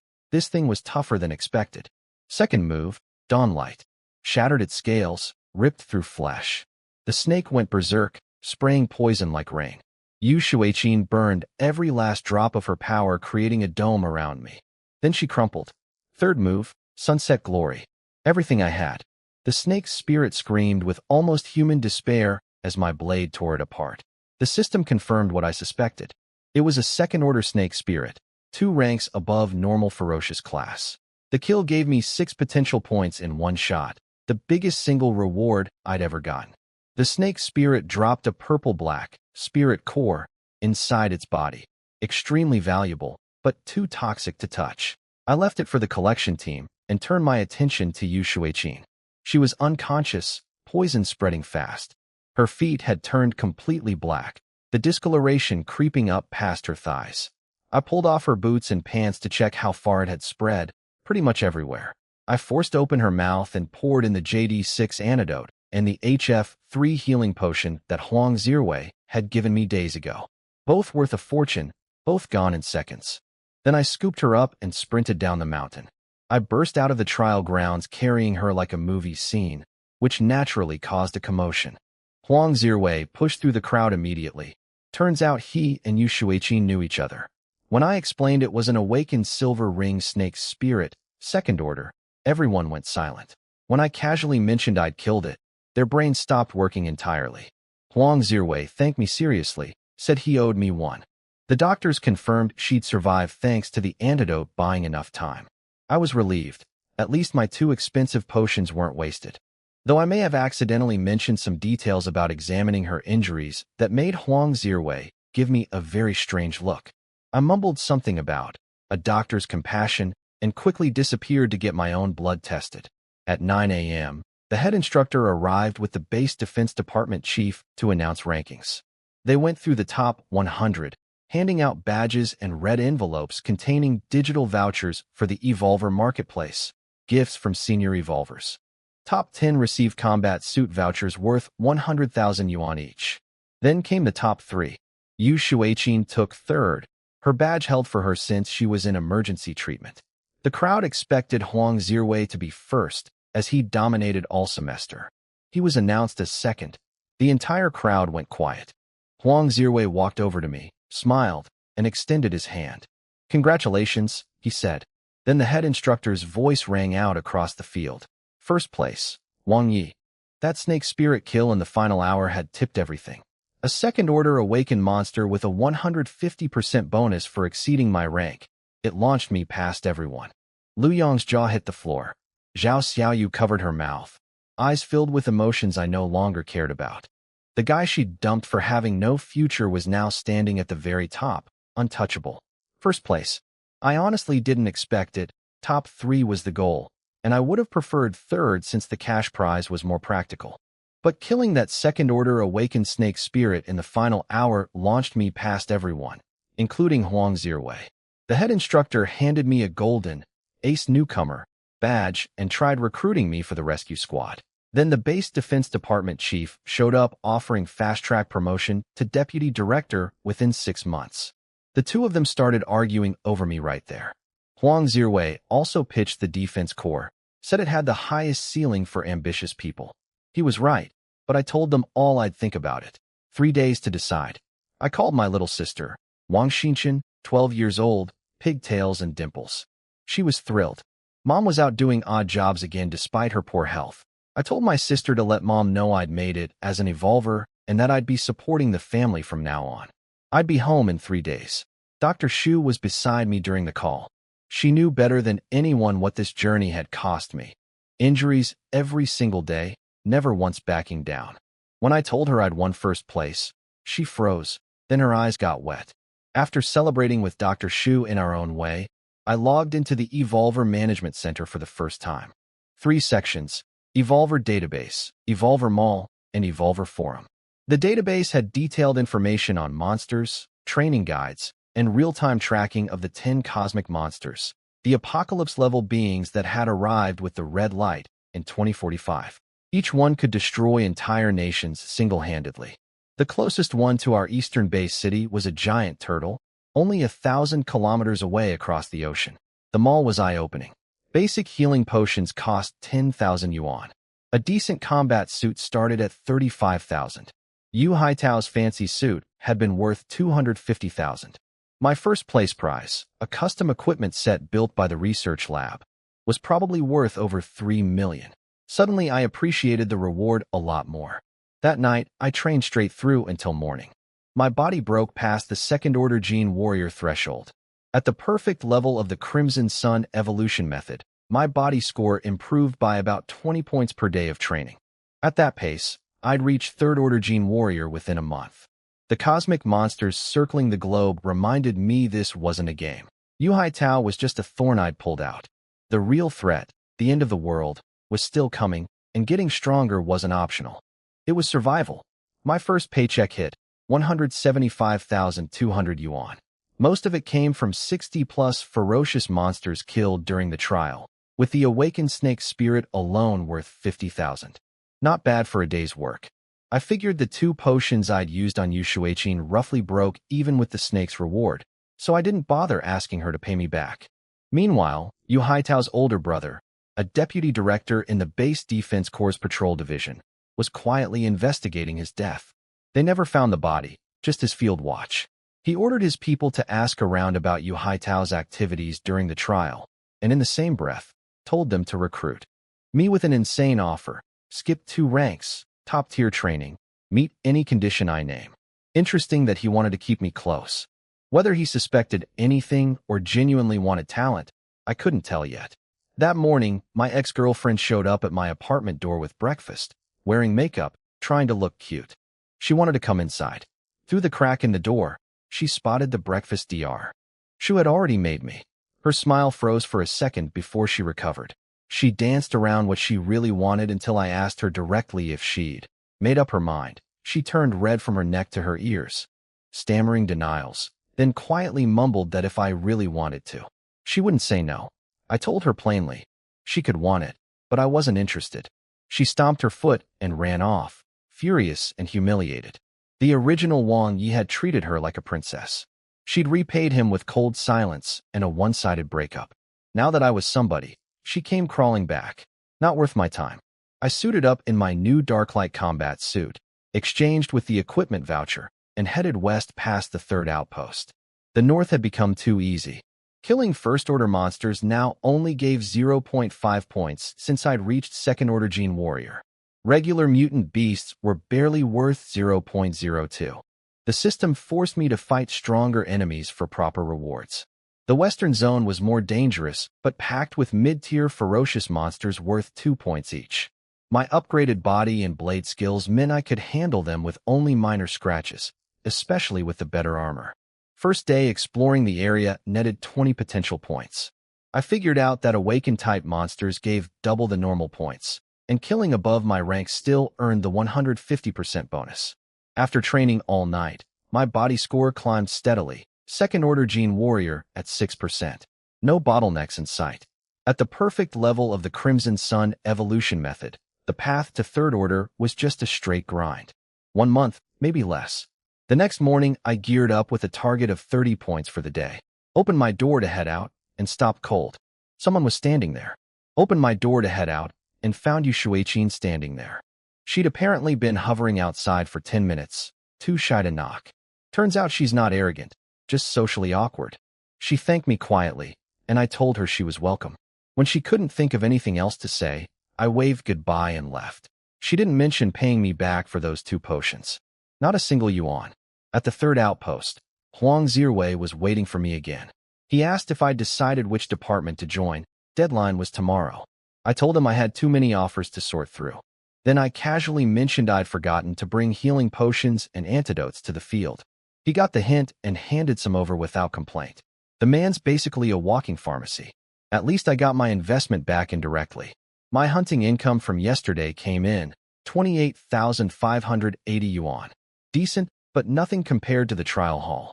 Between monster kills, prize vouchers, and the custom equipment reward, I'd finally climbed out of poverty. Today I pushed into South Pot Park for the first time. The lake nearby was saturated with evolution energy, water glowing red, attracting ferocious monsters like a magnet. My Esper awakened senses worked like radar, detecting hidden monsters that pure Gene Warriors would walk right past. Efficiency jumped to over 3 potential points per hour. By late afternoon, I'd crossed 50 points total, 0 injuries. I dumped everything into the Crimson Sun Blade technique, pushing it to perfect level. All 3 moves, Rising Sun, Dawn Light, Sunset Glory, flowed together as one seamless sequence. Combat power jumped at least 20%. Then something went wrong. The forest went dead silent. My instincts screamed, and I leaped backward just as something like a massive whip smashed the rock where I'd been standing into powder. A camphor tree monster. High-tier ferocious class, third order. One of its branches caught my combat suit and sliced it open. My brand new 100,000 yuan armor, ruined on day 2. But I realized I could fight it. Tree monsters can't move. I stayed at the edge of its attack range, darting in and out, chopping branches with perfect level blade strikes. 5 minutes later, the 20-meter tree was stripped bare to a stump. Then I walked up and chopped it down like lumber. The kill notification was beautiful. Third-order tree monster, way above my rank. 6 potential points in a single kill. That tree monster was a gold mine. 20 meters of bark worth about 150,000 yuan at 50% split, plus 6 potential points for the kill. My blade was chipped from cutting through it though, and my combat suit had a gash in it after just 2 days. Cheap gear has limits. Good thing the custom equipment from the research lab was still coming. Back at my apartment, the offers kept rolling in. 3 departments, all fighting over me. The patrol division called again, asking if I had any special wishes they could fulfill. Dr. Shu joked that I should request beautiful secretaries. I told her I already had everything I needed in that department. But something about the patrol division's aggressive recruitment bothered me. It felt wrong. I asked Huang Zirwei to pull the mid-level officer list for the base defense corps. He sent it over without hesitation. Still felt he owed me for saving Yu Shuiqing. There it was. Yu Haitao's older brother, Yu Hanchao, deputy director of the patrol division. 20 years old, mid-level evolver, serious political connections. That explained everything. The lavish offer, the urgency, the meet any condition promise. He'd figured out I killed his brother. No hard evidence, but questioning classmates would point straight at me. Joining the patrol division meant walking into his territory. Joining the Guardian Corps under the same department was equally dangerous. And refusing the defense corps entirely after such a generous offer would look like I had something to hide. A classic trap with no clean exit. My solution, Avoid the whole department. Go somewhere with built-in protection. The rescue squad at the evolution camp had mid-level evolver captains and strong teammates. Yu Hanchao couldn't touch me easily there. Plus, the squad operated in the wilderness constantly, perfect for hunting monsters and earning potential points without interference. I submitted my application that evening. Dr. Shu didn't ask why I'd changed my mind. She just held me and said she'd listen whenever I was ready to talk. That's what I loved about her. She never tried to steer my decisions. Yu Shuiqin, meanwhile, had apparently decided I was some kind of noble saint. She told Huang Zirwei she wanted to join the rescue squad too, inspired by my selfless character. Huang Zirwei knew better, but couldn't exactly tell her the truth that I'd stripped her clothes off to check her poison and commented on her underwear. He figured even if she found out, she'd probably spin it as me being heroically practical. First impressions are powerful things. As for Yuhan Chao, he got the news. He knew it was me. That night, he smashed his desk to splinters with his bare fists, eyes burning with murderous rage. He and his brother had survived the apocalypse together, promised to become the strongest evolvers side by side. Now his brother was dead, and the killer had just slipped out of his reach. He's a mid-level evolver. Dangerous, yes, but I won't be weak for long. Let him plot and scheme. By the time he makes his move, I'll be strong enough to end it myself. My body score was climbing at 4% per day. Second order gene warrior at 10% now. At this pace, third order within a month was easy math. The department assignments came through fast. Less than an hour after I applied, the camp posted my name in big red letters on the internal network, officially joining the rescue squad. Then today, another announcement. Yu Shuiqin was joining too. That surprised me.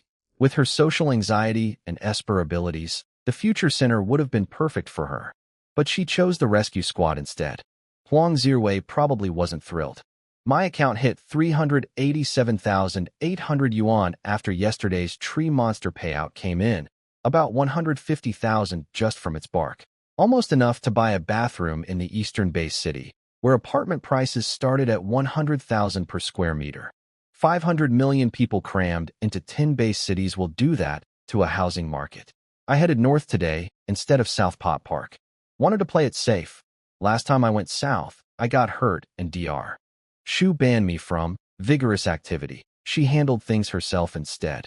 Tonight, I was heading home to see my family and stopped by the Gene Park to get my custom equipment measured. On the way north, I passed a wrecked celebrity convoy, the same production crew I'd spotted filming near the third outpost yesterday. Blown tire, smashed windows. The driver's throat had been torn open. The passenger was headless. 2 dead crew members in the back. Someone was missing from the vehicle. At first it looked like a monster attack, but something nagged at me. If ferocious monsters had done this, they'd have eaten the bodies. These were left mostly intact. Throats ripped open, blood drained, but no feeding. 5 minutes later, I found a dead evolver on the roadside. One of our own, an elite class student from the newcomer trial, ranked in the top 100. Same death pattern. Throat torn apart, massive blood loss, body untouched. But this one had fought hard before dying. Slash wounds everywhere. The tooth marks on the neck. The drained blood. Bodies left uneaten. This wasn't monsters. The blood trail was fresh. I followed the scent, pressing along walls, senses on full alert. Whatever killed these people was still nearby. As I crept around a street corner, I heard voices. My hand tightened on my blade handle. 100 meters ahead, in a cluster of ruins, I saw them. I knew it. What I found around that corner made my blood run cold. Demon people, mutated humans who'd evolved during the catastrophe, but turned into something monstrous. Red skin, horns, scales, blood-red eyes. They kept their intelligence, but lost their humanity. They could even connect to the moon net and learn combat techniques. The biggest demon organization, Demon Awakening, had already killed one of humanity's 15 perfect evolvers. They were worse than monsters because they thought like humans, but killed like beasts. 2 of them were here. A tall, muscular one and a horned one who seemed to be in charge. Between them was a woman tied up on the ground. Annabella, a celebrity who'd been famous before the apocalypse. The original Wang Yi had been a huge fan. Nearby lay her female assistant's body, clothes shredded, covered in blood. What they'd done to her before killing her was obvious and horrifying. The tall demon was arguing with the horned one about who got to assault Annabella first. They were waiting for someone, a boss, who hadn't arrived yet. Annabella spotted me peeking around the corner. She blinked desperately. The horned demon noticed and sent his partner to check. The big one strolled over casually, then threw a punch around the corner, but I'd already moved behind a convenience store door. The moment he turned his back, I exploded out. Rising sun, my fastest strike, ripped through his back. Before he could recover, Dawn Light took his head clean off. 2 seconds, one dead demon. I gauged their strength from those strikes. Second-order blood demons, roughly equal to mid-tier ferocious monsters. Match what I'd expected from seeing the dead evolver's wounds earlier. The horned demon watched his partner die without flinching. He offered a truce, pretend we never met. I looked at the dead woman on the ground and declined. He put his sword against Annabella's throat, drawing blood. Told me he'd kill her. I told him to go ahead. She meant nothing to me. Annabella screamed and begged, tears streaming. She promised me anything. I charged. The horned demon was stronger than his partner. His body matched a bull monster's raw power, and he actually knew swordplay, but his technique couldn't touch mine. Feng Yuan shut down every attack he threw. When I switched to offense, the gap in skill was overwhelming. I broke his right arm, then carved him apart with Crimson Sun strikes until his sword couldn't keep up. One final slash. His head hit the ground. Annabella stared at me with worshipful eyes, thanking me breathlessly. I looked at her, then pointed toward a half-collapsed building nearby. Through the dust, you could still make out 2 characters on the sign, haunting, a hotel. I held up 2 fingers. She'd nodded eagerly earlier when I gestured the same way. A deal's a deal. I brought Annabella to a room in an abandoned hotel, not for what she thought. She sat on the bed in a strapless top, looking terrified, clearly assuming the worst. When I turned around and asked what she was doing, she stammered something about being ready. I told her she'd completely misunderstood. I'm not the type to use a rescue as leverage. Besides, after getting a good look, let's just say the TV ads were more generous than reality. Once she got dressed, the celebrity aura came right back. These women know exactly how to present themselves. I questioned her about the demons. She was too shaken to remember much, but mentioned 2 things, Dragon King and the boss. The demons had been waiting for someone, a client who'd hired them. This wasn't random violence. Someone with money had paid demons to kidnap a celebrity. Personal grudge, most likely. Right on cue, an armored SUV pulled up below. Black-suited bodyguards with guns stepped out and scanned the area. The boss stayed inside the vehicle, making calls, but not to the dead demons' phones. I memorized the license plate. I wrote the number on Annabella's phone, called the Base Defense Corps for a rescue pickup, and handed her the demons' phones to give to the authorities. The rest was her problem to sort out. She begged me to stay, turned on the helpless act. I wasn't buying it. She asked for my name so she could repay me later. I paused at the door and told her, Li Fengyan. The real Li Fengyan was the student I'd found dead on the roadside. Newcomer trial rank 10, headed for the rescue squad. He must have spotted the wrecked celebrity van, followed the trail just like I did, and tried to save them. But he was only a first-order gene warrior. The demons killed him. I avenged him. Using his name felt right. As for Annabella, nice legs, genuinely nice legs. But everything above that was mostly marketing. I shook the thought out of my head. Blamed it on the Crimson Sun evolution method side effects again. The word, Dragon King, stuck with me though. Whether it was a person, an organization, or a code name, my gut said it mattered. I filed it away for later. I had monsters to hunt and points to earn. Back to work. Drank the healing potion I'd gotten from Huang Zirwei, and my wounds closed up almost instantly. Amazing stuff. I made a mental note to grab another one next time I saw him. My combat suit was trashed after only 3 days, and my blade was basically a kitchen knife at this point. Both getting replaced tonight when I picked up my custom equipment from the Gene Park.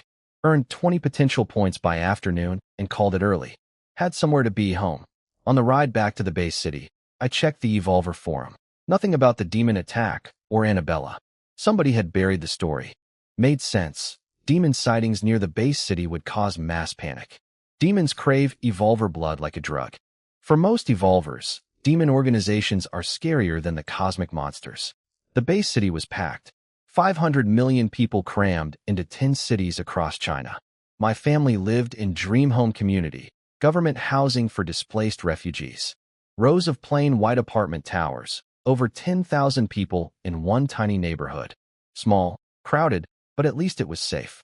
My sister Shinshin opened the door, 12 years old, sharp as a tack, all smiles and dimples. She immediately noticed something different about me, but couldn't put her finger on it. I distracted her by buying her a new laptop. She protested at first, then explained it was investing in herself and quoted our mother about education. Smart kid. We went to pick up mom from work. She was washing dishes at the community cafeteria, getting yelled at by a bossy supervisor. Her hands were raw, her back was hurting, and she looked exhausted. I grabbed her hands and told her she was done. The supervisor started shouting about laziness. My sister yanked off mom's rubber gloves, threw them on the ground, and announced to the entire kitchen that her brother was a graduated evolver from the 101st class. The room went dead silent. The supervisor's face twisted into the fakest smile I've ever seen. Everyone stared at us with pure envy. In this world, being related to an evolver changes everything. Outside, mom worried about money. She didn't know yet. I transferred 100,000 yuan to her account right there on the sidewalk. Her hands shook holding the phone. I told her to pay back the relatives who'd lent us money over the past 5 years. All the small debts that had piled up while she raised 3 kids alone after dad disappeared. My sister's eyes went wide. She accused me of trying to bribe her into introducing her friends to me. I told her I wasn't that kind of person. She said I absolutely was. Mom started crying. Happy tears, she insisted, from seeing her children grown up. Then she wiped her face and said she'd cook us something special. My sister demanded braised pork ribs. I told her to just chew on her own arm. Walking home with them, watching mom laugh through her tears, feeling my sister's arm hooked through mine. This was what the original Wang Yi had wanted more than anything. This was the promise I'd made to him the day I arrived. I was keeping it. Spent the evening with family. Mom cooked, my sister showed off her new laptop, and I transferred 100,000 yuan to mom's account to clear all the debts she'd accumulated over 5 years of raising 3 kids alone. Small money now, but it meant the world to her. Trained all night in my old bedroom. Second-order gene warrior at 14% by morning. My older brother Wang Yang never came home, working overtime somewhere. As long as he didn't drop dead from exhaustion, I wouldn't judge. Checked the camp announcements and nearly choked. Huang Zirwei had joined the rescue squad too. I messaged him asking what happened to the Defense Corps. He said it lacked challenge, then admitted it was for Yu Shuiqin. He invited me to a group chat. Turns out each rescue squad generation only takes 4 newcomers who form one team. So it was me, Huang Zirwei, Yu Shuiqin, and one more. Huang Zirwei mentioned the demon attack near the 3rd outpost had been discovered. 2 second-order blood demons, both killed with single strikes. Everyone was impressed by the mysterious evolver who did it. I told him the killer must be an incredibly handsome man, while checking myself in the mirror. Yu Shuiqin turned out to be chatty online. Social anxiety apparently doesn't apply to texting. We hit it off pretty well. Next morning, I headed to the Gene Park to pick up my custom equipment. The campus was impressive. Research labs, data centers, the collection department where Lu Yong now worked as a gatherer. He spotted me and immediately started bragging to his coworkers about being my close friend, wildly exaggerating my trial achievements. Somewhere in the crowd, I noticed Zhao Xiaoyu in a collector's uniform, tears running down her face. Didn't stop to chat. At the equipment lab, I met my assigned engineer, Cheng Long. He scanned my body, confirmed my second-order stats, and mentioned that some top students had already hit 3rd order using advanced supplements and evolution fruits. He seemed unimpressed by everything, the kind of veteran who'd seen it all. I picked a lightweight combat suit design. Then came weapons. He offered me a Type 2 Crimson Sunblade, worth 1,000,000 yuan in the Evolver Mall. Beautiful weapon, but I wanted more. I asked if he'd ever read One Piece. He hadn't. I told him about Zoro's 3-sword style and said I was similar. He laughed, but I demonstrated dual wielding right there. Crimson Sun blade in one hand, basic 9 moves blade in the other, running both techniques simultaneously. He was convinced enough to add a Type 3 Moonblade worth 600,000 yuan to my order. Dual wielding required splitting your focus between 2 completely different blade techniques. Extremely difficult for a normal gene warrior. But for someone with an awakened Esper consciousness, just a matter of practice. And once I fully unlocked my Esper abilities, it would become second nature. I walked out of the gene park carrying 2 blade sheaths. The custom combat suit would arrive at my apartment in 2 or 3 days. Between the suit and the 2 blades, my first place prize was worth well over 3 million yuan. Not bad for a guy who couldn't afford breakfast 2 months ago. While I was training and spending time with family, Yuhan Chao was making his move. He'd confirmed I killed his brother and arranged a hitman. Wanted to take me out before I joined the rescue squad, right here in the base city. He called it a 7th-day memorial for Yu Haitao. He had no idea how fast I was growing. My days fell into a rhythm. Hunt monsters during the day, train at night, eat dinner with mom and my sister. My brother Wang Yang kept pulling all-nighters at work, so I never actually met him. My sister kept asking ridiculous questions at dinner. Could I fly? Had I eaten monster meat? Could I breathe fire? I stole her braised pork ribs right off the plate just to watch her explode. Hunting with the new Type 2 Crimson Sunblade was a completely different experience. First kill of the day was a 5-meter-tall ferocious bear monster. The old blade would have barely scratched it. This one sliced through its hide like paper. Attack power had jumped roughly 200%. One full combo of the Crimson Sun technique, and the bear fell in pieces. Over 30 potential points for the day, about 50,000 yuan in income. I was also getting closer to Yu Shuiqin through texting. 2 days of chatting, and we could already joke around comfortably. Huang Zirwei was probably watching our conversations with growing concern. Too bad for him. That evening, with 60.1 potential points saved up, I finally did it. Spent 50 points to upgrade the life evolution method. The most expensive single purchase I'd ever made. What happened next was beyond anything I'd expected. My consciousness was pulled into something cosmic. I felt like a speck of dust drifting through the universe, growing, absorbing energy, evolving, until I condensed into a tiny star radiating brilliant light. The life evolution method transformed into something entirely new, the star evolution method. The moment it activated, massive energy flooded my body and brain. Deep inside my mind, the fog that had shrouded my consciousness since the Esper awakening finally parted. A star core crystallized at the center, and a clear open space formed around it. My Esper status upgraded from awakened to first-order Esper. The brain threshold I'd been stuck below finally crossed. Not through normal cultivation, but through the evolution of my technique itself pushing past the boundary. I checked my panel. Gene Warrior had jumped from 20% to 26% just from the energy surge. And now I had a second cultivation track fully online. First-order Esper at 1%. 2 paths, both advancing, feeding into each other. The dual-blade fighting style I'd been planning suddenly became very real. With genuine Esper-level consciousness, splitting my focus between 2 independent blade techniques was no longer theoretical. It was just practice away. 50 points well spent. The most important investment I'd made since arriving in this world. 3 things changed the moment the life evolution method upgraded into the star evolution method. My body jumped from 20% to 26% second-order Gene Warrior. My Esper status broke through to first order, and I finally understood the difference between upgrade and limit break. Upgrade transforms the technique into something entirely new, a higher tier of evolution itself. I connected to the moon net and tried the Esper door again. This time, no barrier. I walked right in. 5 ability branches spread before me. Enhancement, emission, control, elemental, and transformation. A 6th, special, was grayed out. Each branch had its own evolution method and 2 techniques. Every Esper had to pick one branch and commit to it permanently. My talent readings for all 5 were almost identical. For most Espers, that would be terrible. You want one branch blazing bright, not 5 dim candles. But I realized something that changed everything. Normal Espers need the branch-specific evolution method to power their abilities.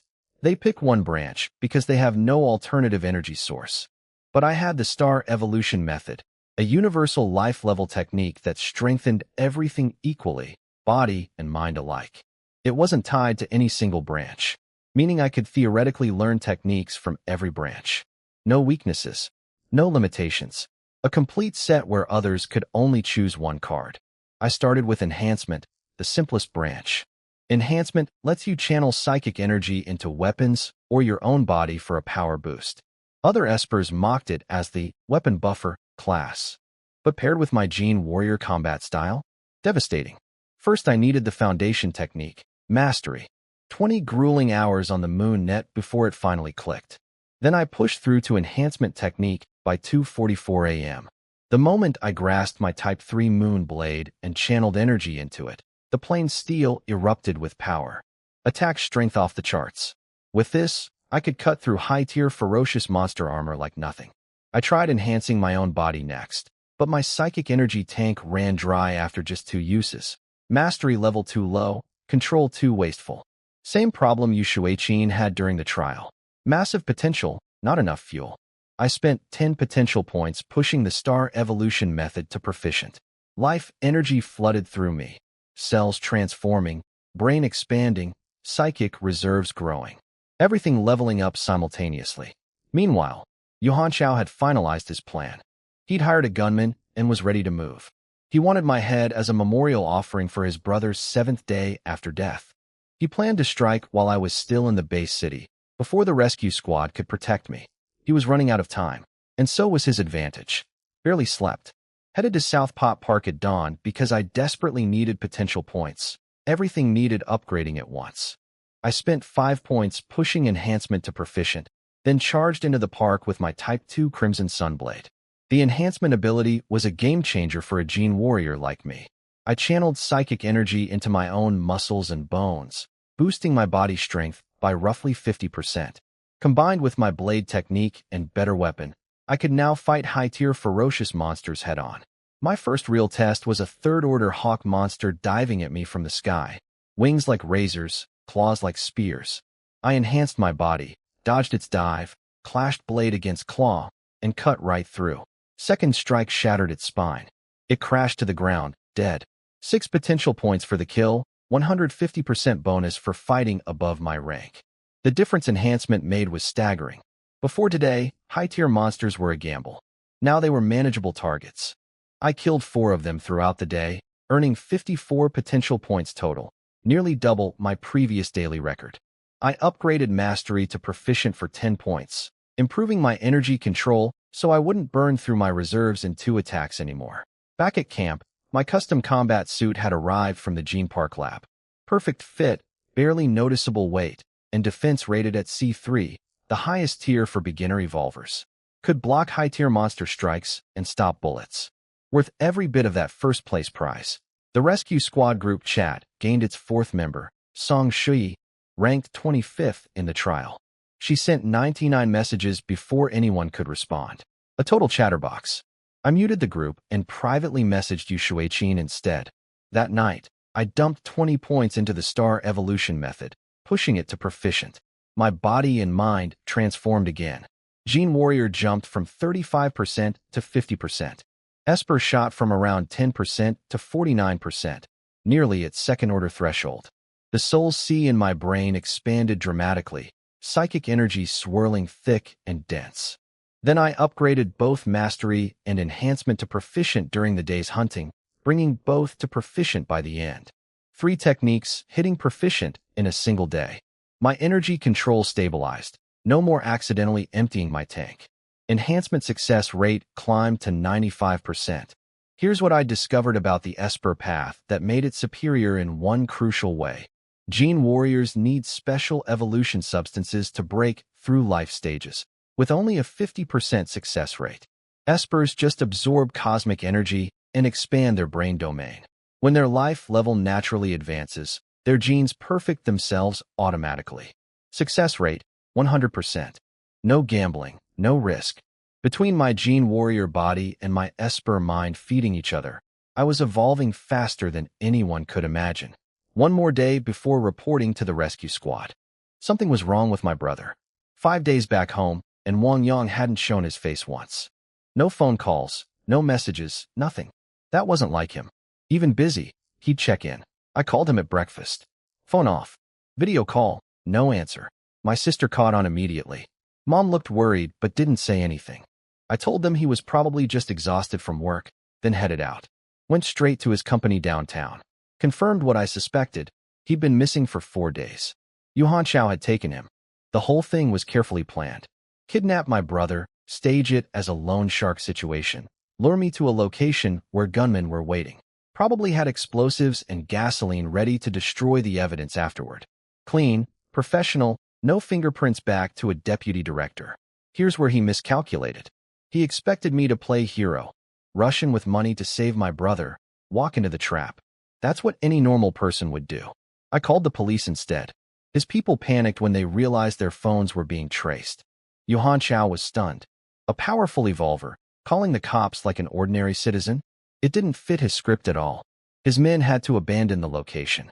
He ordered them to leave my brother alive. Killing a kidnapping victim would upgrade a minor case into a murder investigation, and he couldn't afford that.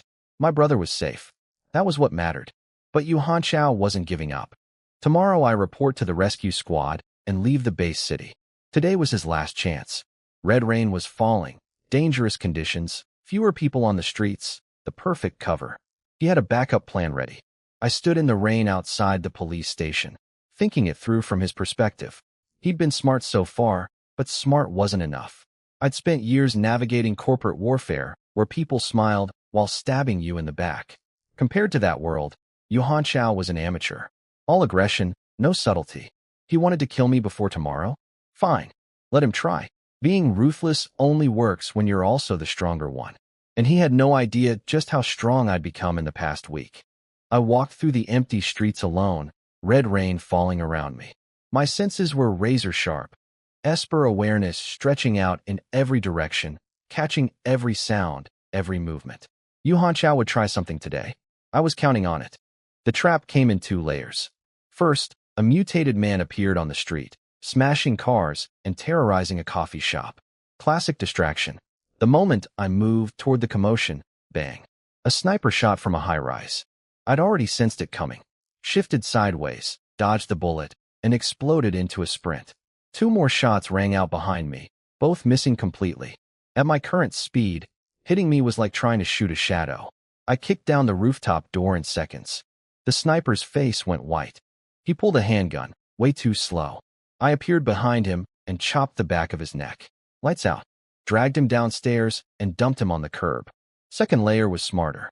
Down on the street, a patrol officer had already killed the mutated man and was chatting with the scared coffee shop girl. He looked perfectly normal in his uniform, playing hero. But I spotted 3 things wrong with him. He was a third-order gene warrior wearing a low-rank uniform. Mid-level officers don't do street patrol. And his body language was too alert, watching me instead of the surroundings. I activated enhancement, drew my Crimson Sunblade, and attacked without warning. His arm cracked on the first hit. He hadn't even drawn his weapon yet. When he finally pulled out his Cloud Falcon sword, his technique was solid, maybe great completion level. He was genuinely strong. He told me not to blame him, that he had no choice. I told him everyone makes their own choices. He thought being third order meant he could still win, even injured. What he didn't know was that I was third order too, with enhancement active, better weapons, superior blade technique, and C3, rated armor he couldn't cut through. He'd been told I was a fresh second-order graduate. Yuhan Chao had lied to him. I hit him with everything. Rising Sun opened fast. Dawn Light crashed through his defense. Sunset Glory finished it. My enhanced Type 2 blade shattered his sword into pieces. The final strike drove him into the ground. He died with his eyes open, betrayed by the man who hired him and outmatched by the target he'd underestimated. 2 assassins down. Yuhan Chao's last day gamble had failed completely. I called the head instructor immediately after killing the assassin. Always lean on your backing. The rescue squad belongs to the evolution camp, not the defense corps. If I'd let the defense corps handle this alone, Yuhan Chao could have twisted everything against me. The internal patrol officers showed up first, confused by the scene. Then the defense corps vehicles arrived, the patrol division chief, his people, and right on cue, Yuhan Chao himself. First time seeing him in person. Cold eyes, dark combat suit, radiating danger. He pushed hard to have me arrested on the spot, talking about department reputation and proper procedure. Then Chief Wang's car pulled up. The man who tried recruiting me after the newcomer trial. He shut down the arrest talk immediately. I belonged to the rescue squad, and the defense corps had no authority over me. Everyone relaxed after that. 2 hours later, The camp's head instructor arrived with my new squad captain, Xiao Wuguang, a spiky-haired guy in a flashy combat suit. He walked straight up to me and said, "Anyone messing with you? Just say the word and I'll handle it." Brash, loud, and fiercely protective. I liked him instantly. The dead assassin turned out to be unregistered, not in the Evolver database at all. Probably a rogue who'd evolved in the wild. The case got handed to the evolution camp for internal investigation. The head instructor told me quietly, "No problems." Now came my real move. I looked at Yu Hanchao chatting casually with Chief Huang across the street and told the head instructor he looked familiar. Then I remembered, 4 days ago, when I killed those 2 demons who'd kidnapped Annabella, I'd seen a vehicle arrive. Someone inside it had been meeting with the demons. That person looked exactly like Yu Hanchao. They called Annabella in to confirm. She played her part beautifully. Nervous, hesitant, just scared enough to be believable. She said the build and profile matched. Not a definitive identification, but enough to justify an investigation. Yu Hanchao's face went chalk white. Being accused of collaborating with demons is a death sentence in China. He screamed that I was framing him, that we'd never met before. The head instructor calmly asked why a stranger would frame him. He had no answer. Admitting our feud would only make today's assassination attempt look worse. Then the real terror hit him. He'd never actually worked with demons. But an investigation wouldn't stop there. They'd dig into everything. His finances, his contacts, his movements. All the shady things he'd done behind closed doors. The kidnapping of my brother. The hired killers. None of it would survive scrutiny. Chief Huang made the call, suspended from duty, pending full investigation. Yu Hanchao's eyes went dead. He knew it was over. I watched from across the street, face perfectly calm. He'd wanted to use my brother as bait and kill me in the base city. Instead, he lost his position, his reputation, and his freedom, all without me throwing a single punch at him. In the corporate world, I'd learned something important. You don't need to destroy your enemy directly. You just need to create the right conditions and let them destroy themselves. Watching Yu Hanchao get escorted away like a criminal felt satisfying, but I kept my face calm. The demon collaboration charge probably wouldn't stick. He never actually worked with demons. But that wasn't the point. The investigation would dig into everything else he'd done. The hired killers, the kidnapping, all the dirty moves he'd made climbing to. Deputy director at 20 years old. His career was finished, and he'd be too busy defending himself to come after me for months. By then, I'd be a mid-level evolver. Problem solved.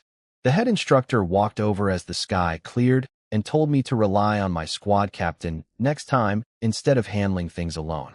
Then I met Xiao Wuguang properly. Spiky hair, loud voice, zero filter. When I asked if he wasn't worried about protecting the wrong person, he scoffed and said nobody joins the rescue squad for selfish reasons. I almost felt guilty. My brother Wang Yang was rescued from an underground room rigged with explosives and gasoline. Yu Hanchao's backup plan had been brutal. If the sniper failed, blow me up during the rescue. If the explosion didn't kill me, the fire would. My brother was starving and thin, but otherwise unharmed. I visited him at the hospital, gave him the greenest orange from the basket, and told him I'd buy him a vehicle. He got excited until I specified a 2-wheeled electric scooter for delivering takeout. Spent my last night at home training. Second order Gene Warrior at 53%. First order Esper at 55%. Said goodbye to mom and my sister in the morning. Xinshin tried not to cry. I ruffled her hair, transferred her 10,000 yuan, and told her to watch over mom. Gave my brother 2,421 yuan. Exactly enough to keep my account at a clean 400,000. He could earn the rest himself. Spoiling him would only make things worse. On the ride back to camp, I checked my messages. Annabella had been texting, casual, flirty, mentioning she was lying in bed after filming. The celebrity knew how to keep a conversation going. Our group chat was a different story. Song Shui, our 4th squad member, was flooding it with messages. Even Huang Zirwei had stopped replying. Only Yu Shuiqin occasionally dropped an emoji to keep things from getting awkward. Walking through camp, the new 102nd class trainees recognized me and started whispering about how I'd killed hundreds of ferocious monsters and charged 7 times through Burial Bone Mountain. Lu Yang's exaggerations had apparently become legend. I didn't correct anyone.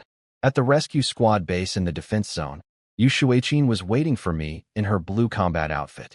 We'd been chatting privately for days and had built up an easy rapport. Huang Zirwei noticed immediately. The confused look on his face when she greeted me warmly was priceless. He asked if we'd been talking. I blamed Song Shuyi's message spam for burying our conversations. He didn't buy it, but couldn't prove anything. Song Shuyi arrived last. Short hair, green combat suit, boundless energy. She bowed 90 degrees and called everyone Big Brother and Big Sister. She was wearing a 1.2 million yuan combat suit gifted by her older sister, who was also in the rescue squad. Yu Shuiqin mentioned that the rescue squad actually had the best pay and benefits of all three special departments. My heart did a little dance while my face stayed perfectly composed. She added that money obviously wasn't why I joined. Of course not, I said with complete sincerity. It's for the ideal. The four of us met our squad captain Xiao Wuguang and the senior 7th Elite Rescue Squad. He introduced the team who'd be mentoring us, then laid out the basics. 3 days to get ready. Then our first joint operation with the other camp's 101st squads.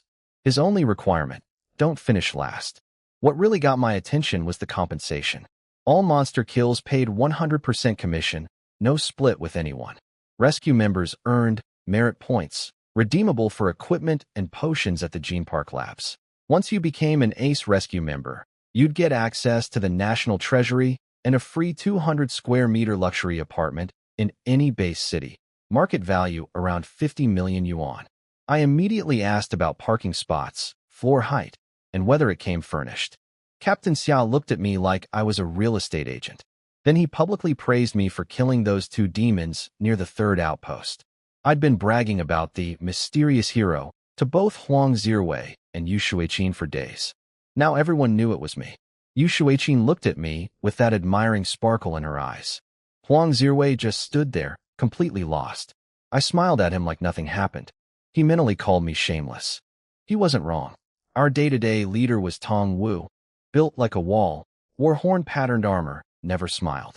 He assigned our combat roles based on our strengths.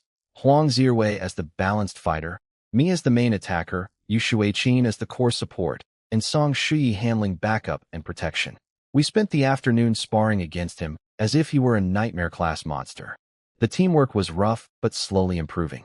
Evening brought medical training, field first aid, treating our own wounds, civilian emergency care.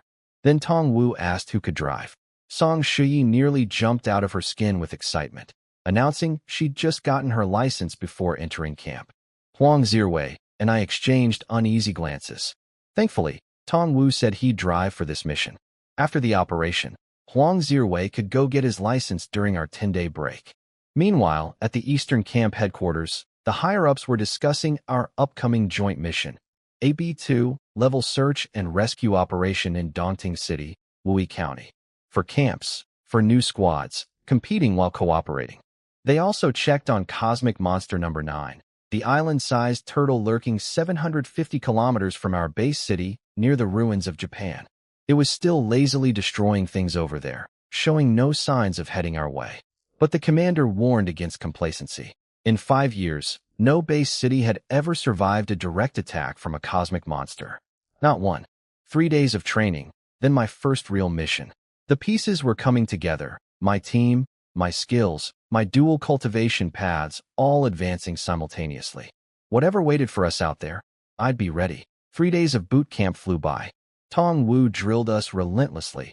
Combat formations, teamwork drills, classroom lectures on monster behavior and terrain. Song Shuyi nearly collapsed trying to keep up with 3 overachievers. On the last afternoon, Tong Wu announced we'd leave at 6 a.m. tomorrow for Wui County, 185 kilometers from base. AB2, level search and rescue mission. Joint operation with all 4 camps' new squads. B2 meant nightmare-class monsters were possible. Even though an elite squad had swept the area 10 days ago, plenty of monsters would have moved back in already. Real wilderness, nothing like the controlled training grounds near base. My pulse quickened thinking about the potential points waiting out there. I asked Yu Shuiqin to help me research the target area. We spent the evening in the records room, shoulder to shoulder, going through maps and data. Wui County covered over 1,100 square kilometers, 4 street districts, 8 towns, 7 villages. The dangerous spots were a river called Chinin Creek, part of the Shu River, and several mountain ranges where nightmare-class monsters might be hiding. I suggested we pair up for the mission. She agreed without hesitation. Huang Zirwei got stuck tutoring Song Shuyi instead. He handled it gracefully, but I could tell he wasn't happy. That night, I trained until morning. Second Order Gene Warrior at 56%, First Order Esper at 61%. My body strength was slightly below Huang Zirwei's. Not surprising since he'd used a 10 million yuan body enhancement drug. His real combat power matched a Third Order Gene Warrior. But Yu Shuiqin was stronger than both of us. At this stage, Espers were simply superior. She could keep Huang Zirwei from even getting close in a one-on-one fight. Her only weakness was running out of psychic energy too quickly. Before leaving, I chatted with Annabella. She wished me luck and promised a little date to celebrate when I got back. I told her not to get ahead of herself. She was clearly looking for a protector after everything that happened, not falling in love. I understood the game and played along at arm's length. The head instructor called with good news. The investigation cleared me completely. Yu Hanxiao was under active investigation by the Defense Corps. He was too careful to get convicted on the assassination charges alone, but they'd find plenty of other dirty laundry. At minimum, his career was finished. At most, he'd be stripped of rank entirely. Either way, he was neutralized until I became a mid-level evolver. Then I'd settle things permanently. At 5:58 a.m., Tong Wu ordered us into the vehicles, 3 armored trucks for rescue, medical support, and supply collection. Yu Shuiqin showed up looking fresh with minimal makeup and a single backpack. She'd brought dry shampoo spray for the week without bathing. Huang Zirwei arrived fully prepared. Song Shuyi was nowhere in sight. Tong Wu checked his watch. The rescue squad doesn't wait for anyone. Move out. Huang Zirwei started dialing her, then hit his phone when Tong Wu glared. Through the speaker, we could all hear Song Shuyi screaming, "Coming." Almost there, while apparently dragging a rolling suitcase, carrying bags, and running at full speed. Our first real mission was about to begin. 5.5 hours in an armored vehicle through monster-infested wasteland. I slept the whole ride, trained all night, and needed every minute. Yu Shuiqin connected to the moon net to practice. Huang Zirwei rode shotguns studying terrain maps and manning the weapons, and Song Shuyi fell asleep mid-meditation with her mouth wide open snoring. Wuyi County was exactly what I'd expected from the research. Destroyed buildings, empty streets, dust everywhere, monster growls echoing in the distance. Yu Shuiqin asked quietly if anyone could still be alive out here. I told her never to underestimate human survival instinct. The Eastern Camp squad arrived with a dramatic skidding stop. Their captain wore sunglasses and walked out looking cool. His 4 rookies stumbled out and vomited everywhere. Apparently the driving was insane. A guy named Wei Xingtian pointed at me and declared the Eastern Camp would take first place. Then he turned around and threw up again. Huang Zirwei told me he was the Eastern Camp's double champion. I honestly didn't remember him being mentioned before. All 4 camp squads gathered, and the captains divided up territories. Our zone covered 1 street district, 2 towns, and 2 villages west of Chenin Creek. Tong Wu told us to handle it ourselves while he took the main street area. I immediately drew a line on the map.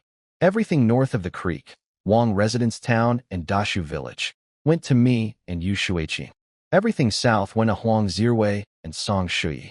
Before Huang Zirwei could object, I'd already confirmed the arrangement with Yu Shuiqin and gotten Tong Wu's approval. Song Shuyi cheerfully agreed to partner with Huang Zirwei, completely oblivious to his frustration. He smiled politely while dying inside. My reasons for picking Yu Shuiqin were purely strategic. Her sensing abilities made her the perfect scout, and she wouldn't compete with me for monster kills, meaning all my potential points stayed at 100%. With Huang Zirwei, I'd lose half my earnings to shared kills. We hit Wang Residence Town running. Yu Shuiqin called out threats, direction, distance, number, and I cut through them. 2 mid-tier ferocious dog monsters in the first minute, 2 points each. The system confirmed that having a teammate didn't reduce my point gains at all. The abandoned city was crawling with monsters. First hour, 12 points. Second hour, 11. Third hour, 11. More than double my usual daily rate. And we were also thoroughly searching every building for survivors as required. When a high-tier ferocious bird monster ambushed me from a rooftop, Yu Shuiqin's energy arrow crippled it mid-dive, and I finished it with 1/. 6 points for the cross-rank kill. With her covering me, I didn't even need to waste psychic energy on enhancement. By mid-afternoon, my points hit 42.9. I spent 40 on the star evolution method, pushing it to great completion. The transformation was massive, body cells refined again, soul sea expanding, the foggy boundary of my life level becoming visible for the first time. My Esper rank broke through to second order. Gene Warrior jumped to 77%. Everything was leveling up simultaneously. Body, mind, combat power, all surging at once. Then I heard something in the ruins. Faint, distant, but unmistakable. I spun toward the sound and asked Yu Shuai-Chin if she'd caught it too. Survivors. The first real rescue hit me harder than I expected. 15th floor of an abandoned apartment complex. A mother clutching her 6-year-old daughter, both barely alive. The girl was burning up with a 40-degree fever. The mother hadn't eaten in 3 days, giving every scrap of food to her child. Her husband had gone out looking for help days ago and never came back. I kicked down the security door, gave the girl a fever shot and the mother a nutrition injection, strapped the woman to my back, and Yu Shuai-Chin carried the child. We got them to the medical vehicles at the rally point. When they stabilized, I finally let myself smile. Yu Shuai-Chin and I looked at each other, and for the first time, this job felt like more than just a cover story for hunting monsters. Something bothered me, though. The apartment complex should have had dozens of residents who never evacuated to the base city. No bodies, no blood, no bones. Just empty rooms. If monsters had killed them, there'd be evidence. People don't just vanish. I filed it away as a concern, but moved on. The mission's real value was the hunting. This abandoned county was packed with monsters, way denser than anything near the third outpost. With Yu Shuai-Chin spotting threats and me cutting them down, we were an incredibly efficient machine. First hour, 12 potential points. Second hour, 11. Third hour, 11. When high-tier monsters attacked, her energy arrows crippled them, and I finished the job. She never competed for kills, never slowed me down. Perfect partner. Day 1. I spent 40 points to push the star evolution method to great completion. My Esper rank broke through to second order, and my Gene Warrior percentage jumped to 77%. Day 2 stayed productive despite fewer monsters. I asked Yu Shuai-Chin about shortcuts for Esper advancement. She mentioned a brain stimulation drug, 1 billion yuan, and money alone couldn't buy it.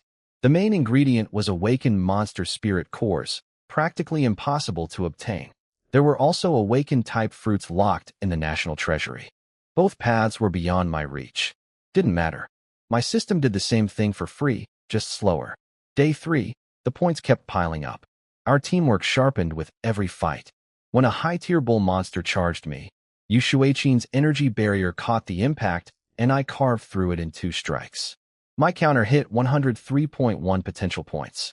I spent 100 on the star evolution method, pushing it to perfect. The transformation was the biggest one yet. Every physical stat surged equally. My genes refined themselves toward perfection.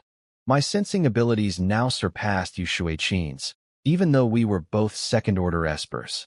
The boundary of my life level, that foggy wall deep in my soul sea, became clearly visible for the first time, though still thick with haze. Most importantly, my body crossed the third-order Gene Warrior threshold. Without enhancement, without any drugs or stimulants, just pure cultivation. Huang Zirwei had spent 10 million yuan on body boosters, and still hadn't reached this point. 3 days into the mission. Third-order Gene Warrior. Second-order Esper. Both paths advancing, feeding each other, accelerating beyond anything anyone around me could comprehend. And we still had 4 more days of hunting ahead. I upgraded both mastery and enhancement to great completion on day 3, then kept grinding. By the time we finished Wang Residence Town, Yu Shuai-Chin and I had already moved on to Dashu Village. When Song Shi heard this, her eyes nearly popped out. She and Huang Zirwei hadn't even finished half of their first town. Huang Zirwei sat there cleaning his spear in silent agony. I walked over, patted his shoulder sympathetically, then asked if he had any HF3 healing potions to spare. The look on his face was priceless. The perfect level star evolution method was everything I'd hoped for. Body improvement was about 1.5 times better than the Crimson Sun method, and it strengthened everything equally instead of just pumping vitality. Plus, it simultaneously boosted my Esper level. My perception had become frighteningly sharp. Over 5 days, Yu Shueqin and I rescued 5 survivors total and cleared 2 full zones. Our teamwork was seamless. She sensed I killed.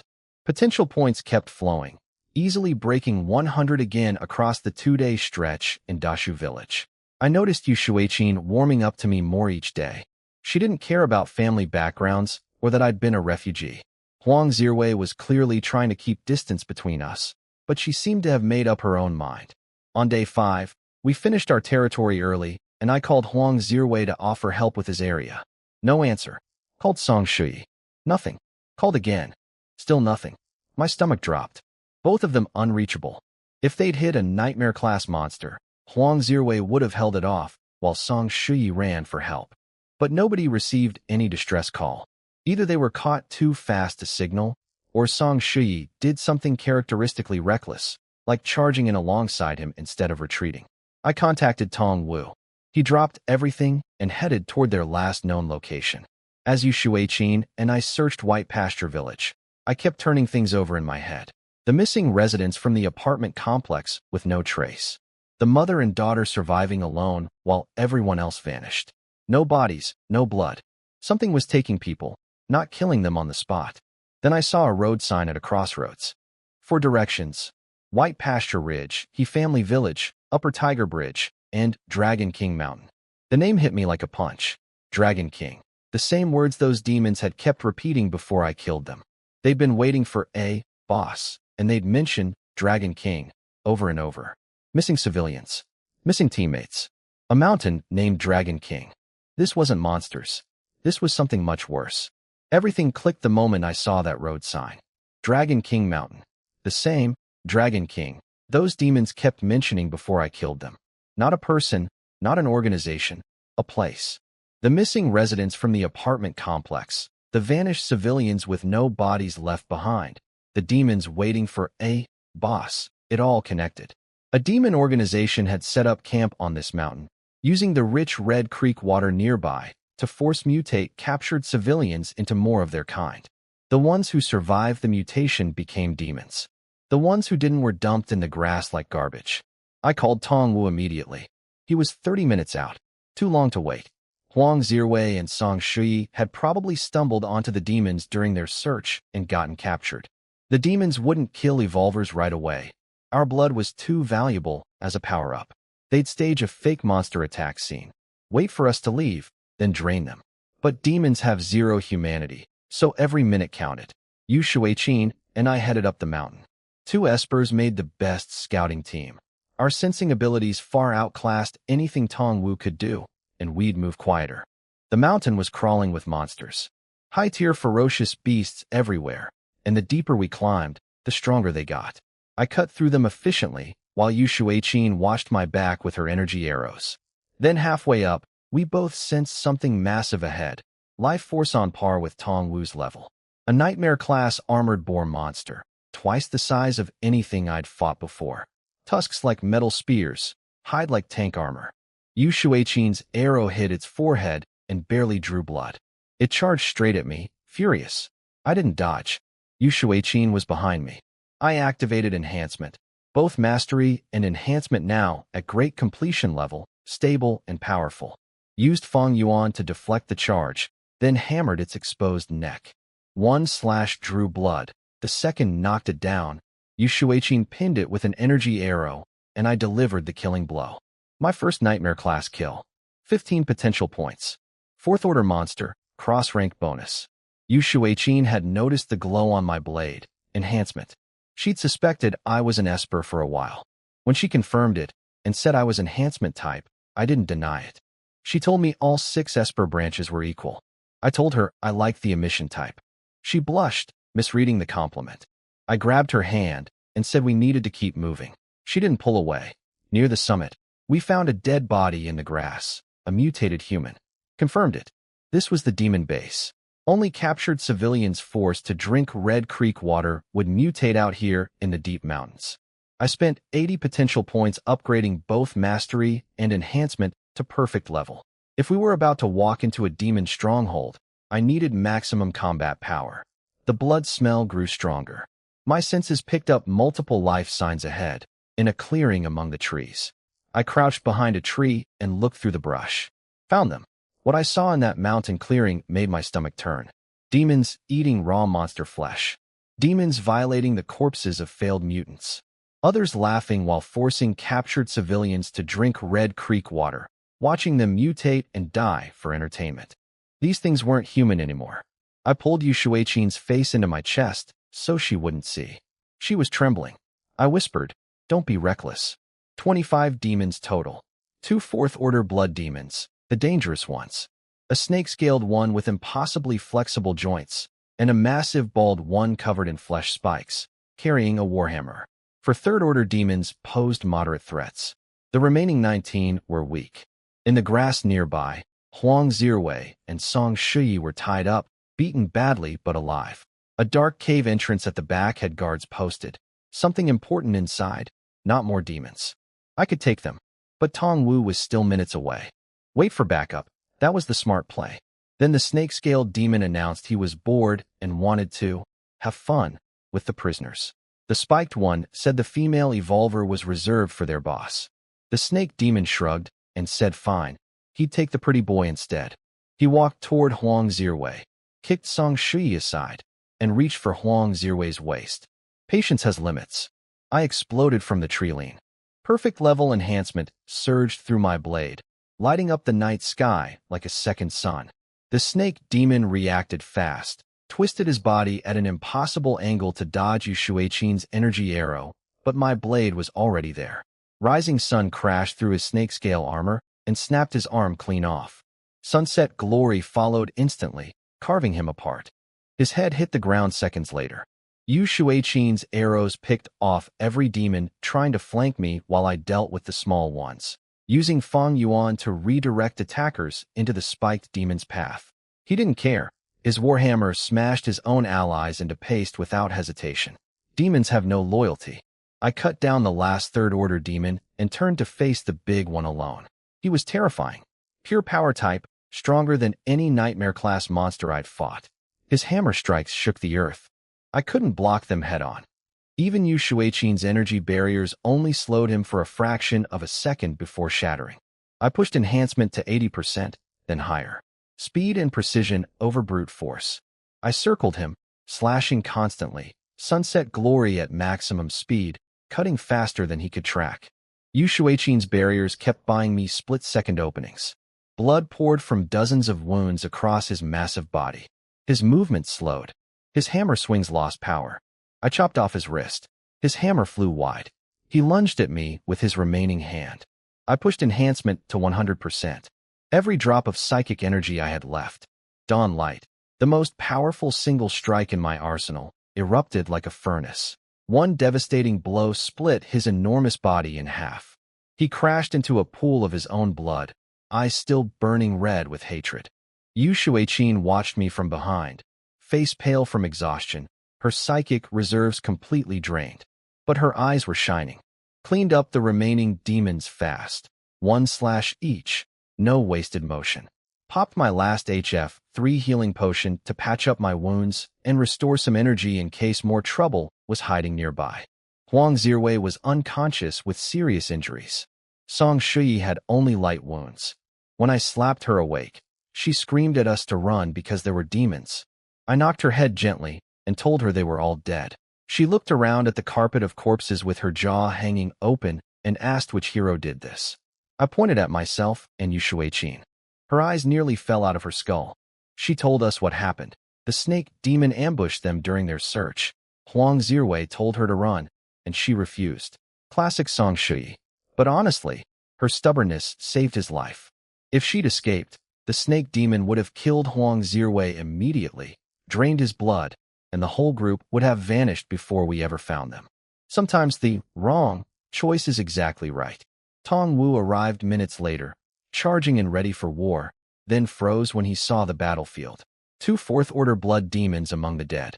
He stared at Yu Shuiqin for an explanation. She shook her head and pointed at me.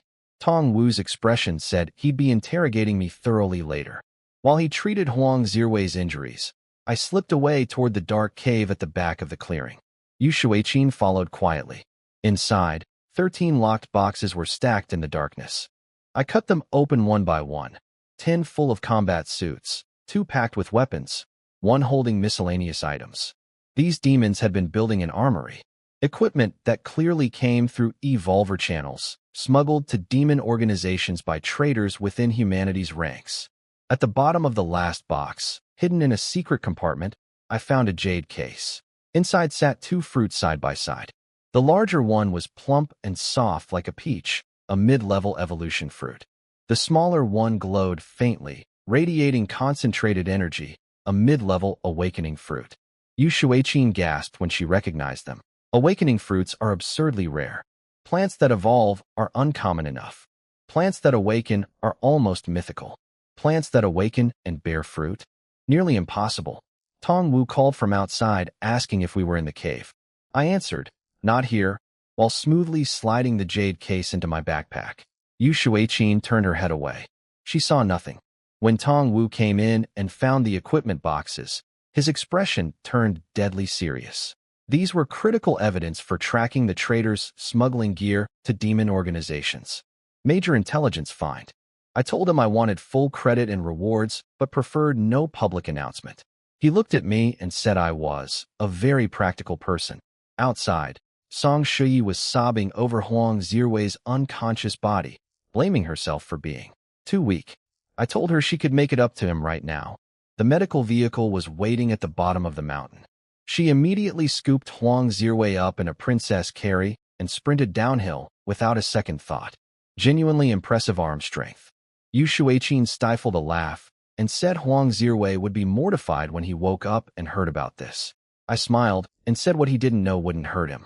Though knowing Song Shuyi, she'd probably tell everyone within 5 minutes. My backpack felt heavier than usual walking down that mountain. A mid-level evolution fruit and a mid-level awakening fruit, together worth more than everything I'd earned since arriving in this world. The evolution fruit could push a gene warrior through the mid-level breakthrough barrier. The awakening fruit could do the same for an Esper, or potentially unlock new abilities entirely. Both mine now. Fair compensation for saving 2 teammates and wiping out a demon stronghold, I'd say. The last 2 days of the mission were perfect. Yu Shuiqin and I finished searching not only our zones, but also covered everything Huang Zirwei and Song Shi left behind. We swept through villages, combed through ruins, and hunted monsters across the mountain ranges. The wild areas outside the towns were packed with nightmare-class monsters. My daily potential points broke 100 easily. Total haul by the end, 222.5 points. Between Yu Shuiqin and me, things had changed since the Dragon King mountain fight. We'd faced death together, fought side by side, and somewhere in those moments the wall between us came down. On the last evening, standing on a boulder watching the sunset, I held her hand, and she didn't pull away. Her face turned pink under the golden light, and when she looked down shyly, I leaned in and kissed her. Soft, sweet, tasting like the strawberry lip balm she always wore.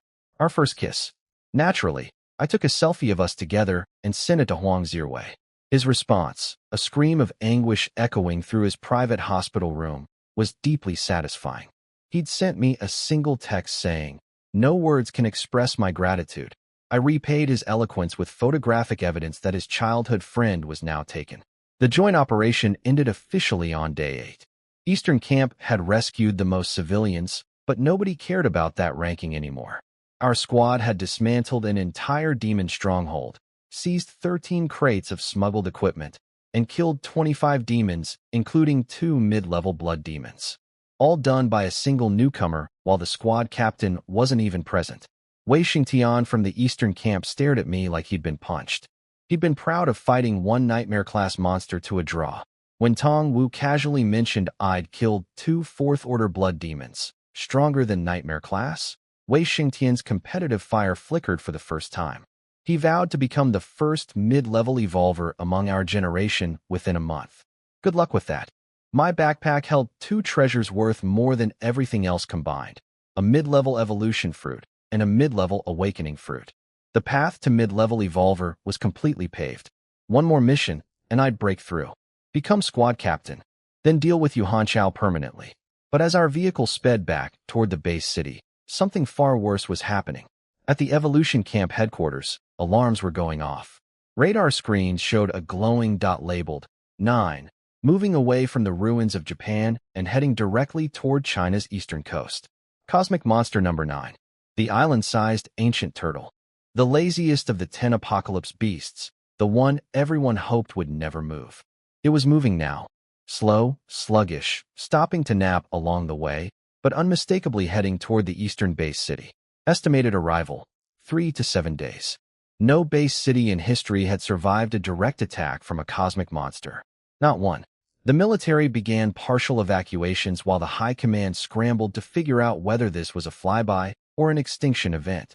I didn't know any of this yet. I was in the back of an armored truck, holding Yu Shueqin's hand, thinking about custom equipment and potential points and which fruit to use first. The real apocalypse was swimming toward us. Got back to camp and immediately heard the news. Cosmic monster number 9 was on the move. The island-sized turtle had left the ruins of Japan and was drifting toward China across the open sea. Nobody knew if it would actually hit the eastern base city or just pass by, but the military was already starting partial evacuations. Every base city that had ever faced a cosmic monster directly was destroyed. No exceptions in 5 years. Tong Wu told me not to panic yet. The turtle was lazy, constantly stopping to sleep on the ocean surface. Could take 3 days or 7, but he said I should quietly arrange things for my family, just in case. Rescue squad members would be working non-stop if disaster struck. I reported everything about Dragon King Mountain to the head instructor, the demon organization, the smuggled equipment, the connection to Annabella's kidnapping.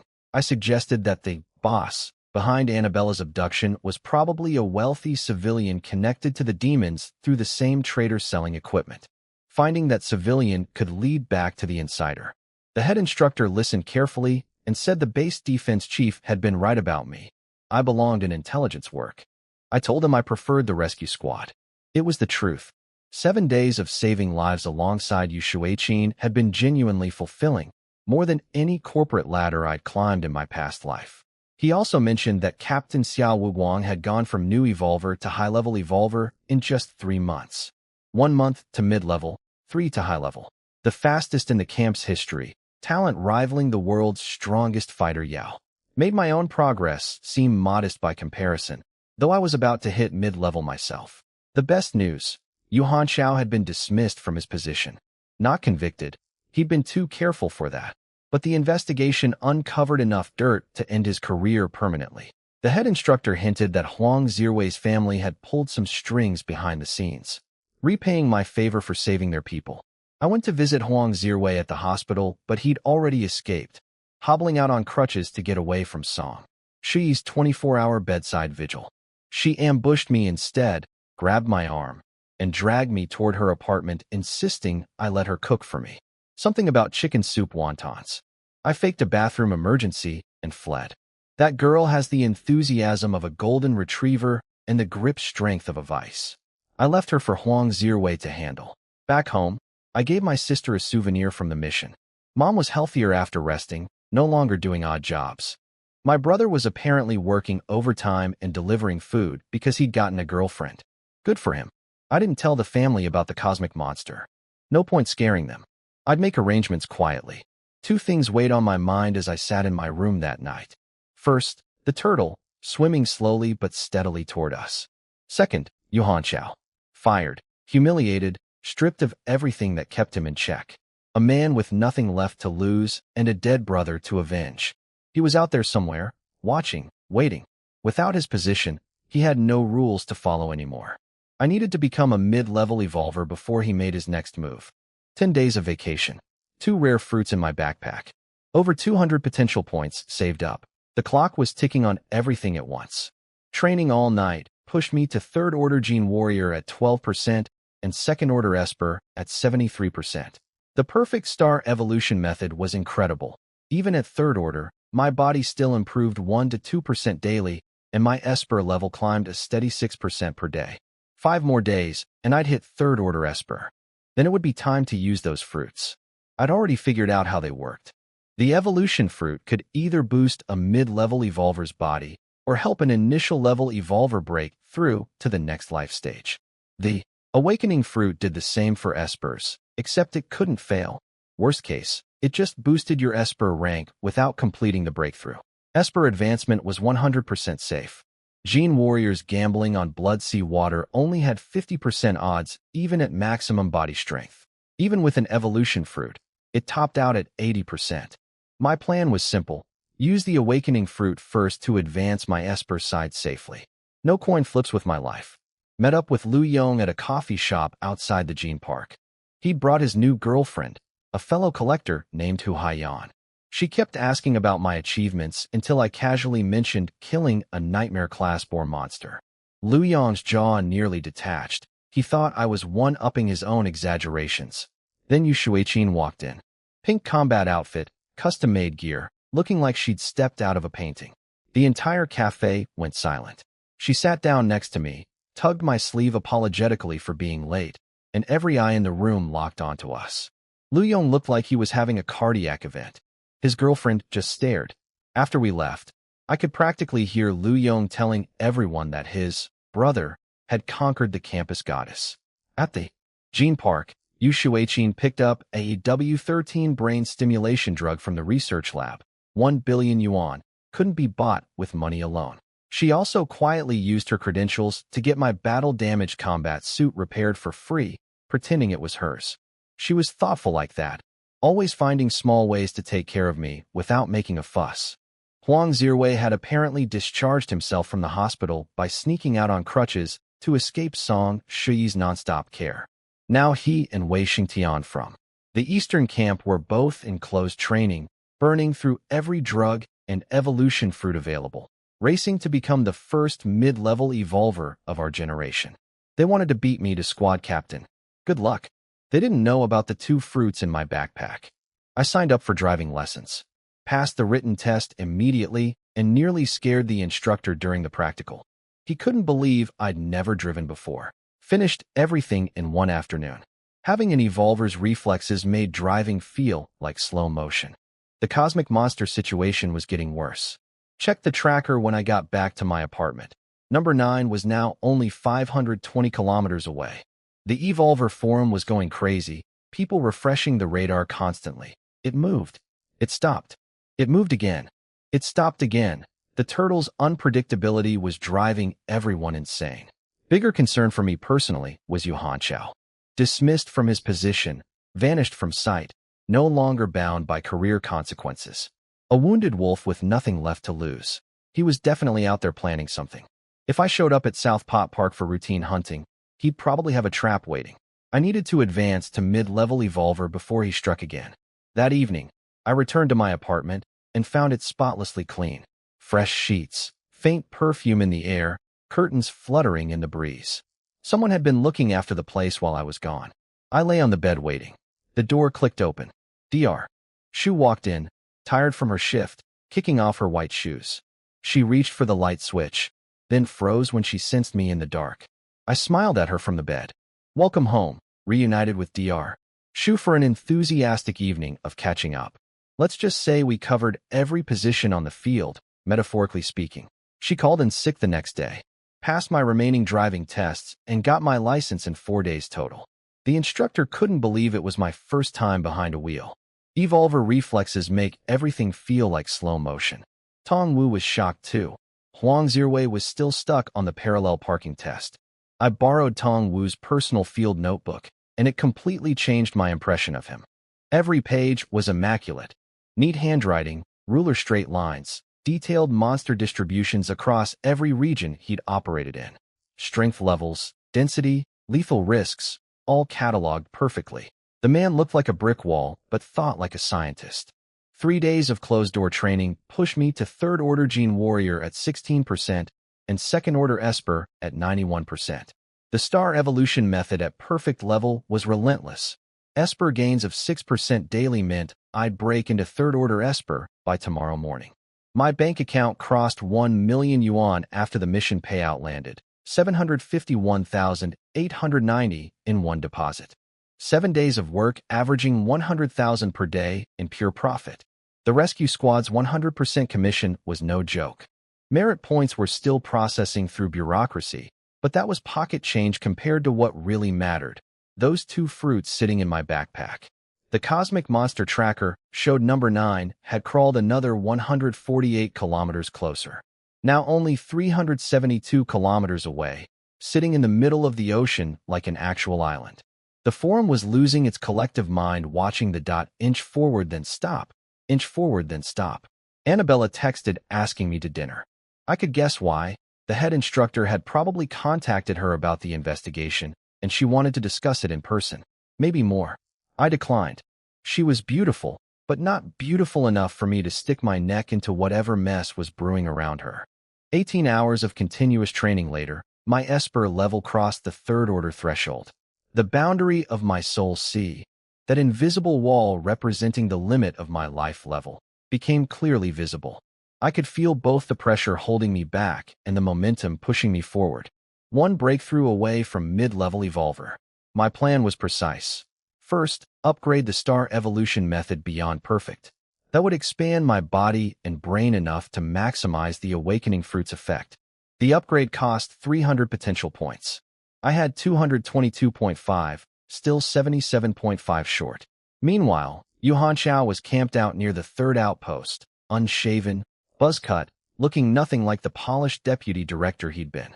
He'd lost everything: position, connections, reputation, but he was still a mid-level evolver, now training with desperate intensity. Already 5th order gene warrior. He was convinced I'd eventually show up at South Pot Park to hunt, and he'd be waiting. He still thought I was a 2nd order gene warrior. He had no idea I was 3rd order in both paths and about to become something far beyond his reach. His trap was set for a mouse, not realizing a tiger was coming. 77 more potential points. One more day of hunting in the right location. Then the upgrade, the fruit, and the breakthrough. The storm was gathering from every direction. A cosmic monster from the sea, a vengeful killer from the shadows, and me, racing against both clocks at once. Drove the rescue squad's armored vehicle 40 kilometers north to Lizhou City, a completely abandoned metropolis backed by one of China's 5 great freshwater lakes. According to Tong Wu's notebook, the city itself harbored Hell-class monsters, and the lake had high-tier Hell-class creatures. Way too dangerous. But the mountain range on the outskirts, Chongzhuang Ridge, was marked B1, meaning low-tier nightmare-class monsters. Perfect hunting ground for my current level. Took some time getting oriented in the morning, but by noon I was in my rhythm. 6 to 8 potential points per hour, climbing steadily. Killed a nightmare-class ram monster with steel spike horns, then hacked off both horns as loot. Worth about 18,000 yuan just for those 2 pieces. Heavy as hell to carry, but no collection team would come this far out. Late afternoon I took down a 2nd nightmare-class creature, a tough badger type with incredibly resilient armor. Points crossed 312. Enough. Back at my apartment that evening, everything was ready. No more delays. First move, spent 300 potential points to upgrade the star evolution method. The technique transformed from initial tier to intermediate, star evolution method level 2. Pure energy flooded through me. My gene warrior percentage jumped from about 18% to 33% of 3rd order. My Esper level leaped from 3rd order baseline to 15%. Both paths gaining roughly 15% from a single upgrade. My body strength was now around 1,666, approaching the theoretical maximum of 2,000 for an unevolved initial level evolver. But I wasn't chasing the gene warrior breakthrough. That path required gambling with blood sea water at only 50% odds, even at peak body strength. Even with an evolution fruit, the ceiling was 80%. Not good enough. The Esper path offered 100% success. No dice rolls. No coin flips. That was my route. I pulled out the mid-level awakening fruit. Small as a ginseng fruit. Firm and smooth. Faintly glowing with concentrated energy. The rarest treasure in this world. Only available from the National Treasury, and I'd plucked mine from a demon hideout. One bite. Swallowed. Energy shot straight to the top of my skull. My star core blazed white-hot inside my soul sea, absorbing the fruit's power and expanding violently. The murky boundary that had been holding back my life level, that invisible wall I'd been pressing against for weeks, started cracking. Then my system activated. The jade sphere inside the star core, the one marked with that mysterious 6, erupted with light. Under the awakening fruit stimulation, it released power far beyond what the fruit alone could provide. The boundary shattered. My soul sea exploded outward, spinning around the star core, expanding into vast new territory. Cells split and reformed. My body refined itself at a molecular level. Initial star-level life, intermediate star-level life. Evolution successful. Mid-level evolver. No risk. No failure. No luck needed. Just planning, patience, and a system that turned impossible odds into certainties. Somewhere across the city, Huang Zirwei was carefully executing his month-long plan, methodically working through drugs, fruits, and training stages, expecting to reach mid-level in 2 to 4 weeks. Wei Xingtian at the Eastern Camp was doing the same, racing to be first. Neither of them knew I'd already crossed the finish line. On day 5 of a 10-day vacation, while they were still on step 3 of their carefully plotted schedules, I'd skipped straight to the end. Mid-level evolver. Squad captain. And still accelerating. Check my panel after the breakthrough. Mid-level star life.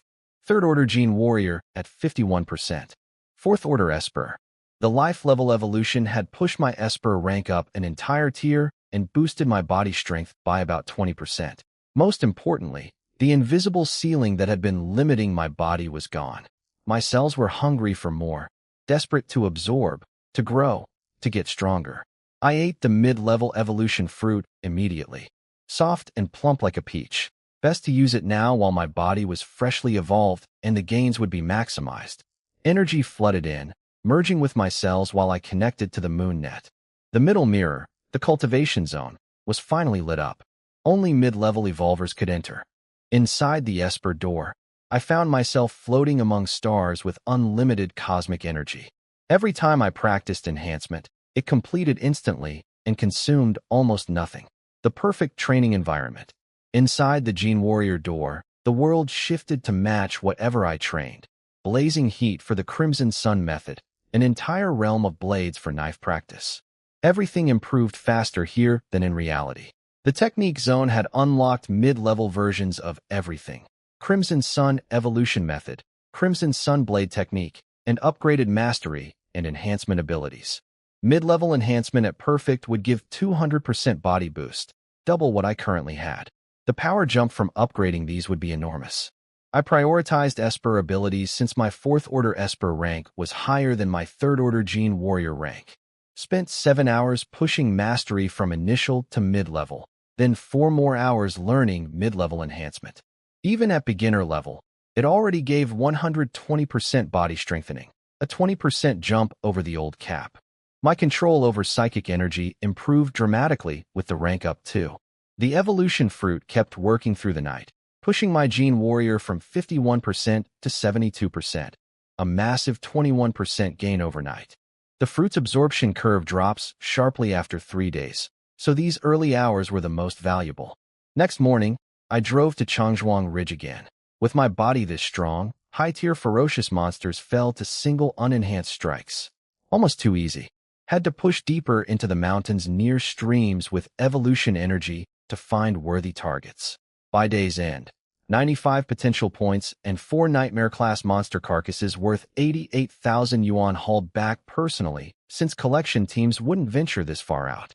That night, I spent 100 points upgrading the star evolution method to proficient.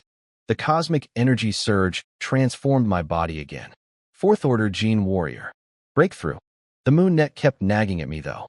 Free techniques, perfect training environments, unlimited energy, all handed to humanity on a silver platter by a mysterious force on the moon. It felt too convenient, too designed, like someone had built this entire system specifically for human evolvers in this exact apocalypse.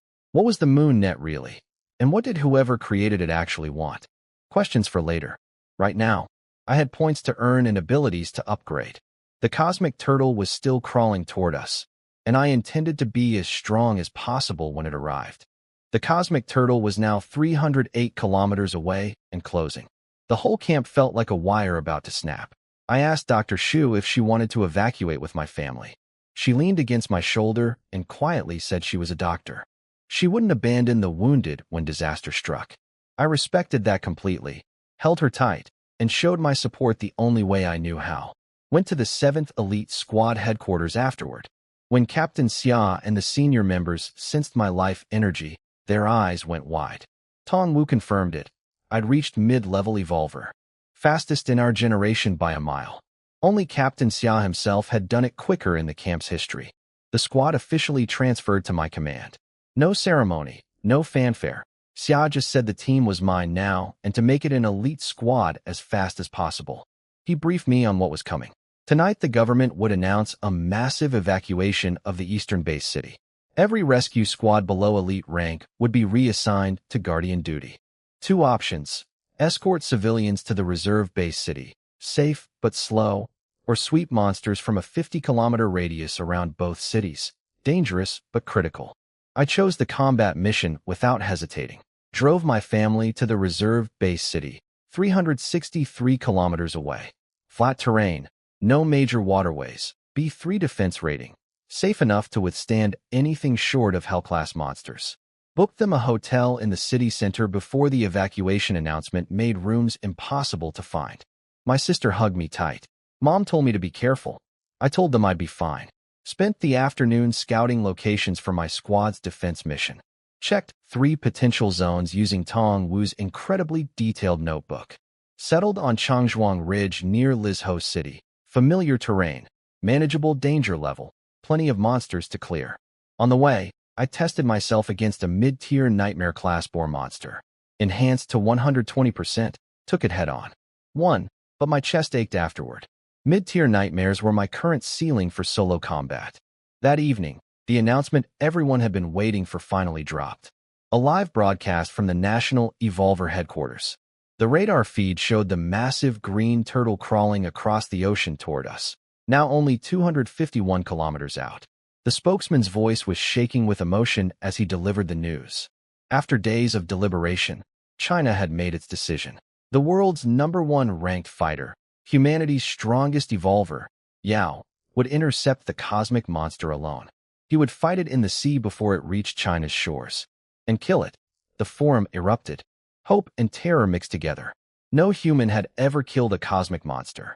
3 of humanity's 15 perfect evolvers had died trying.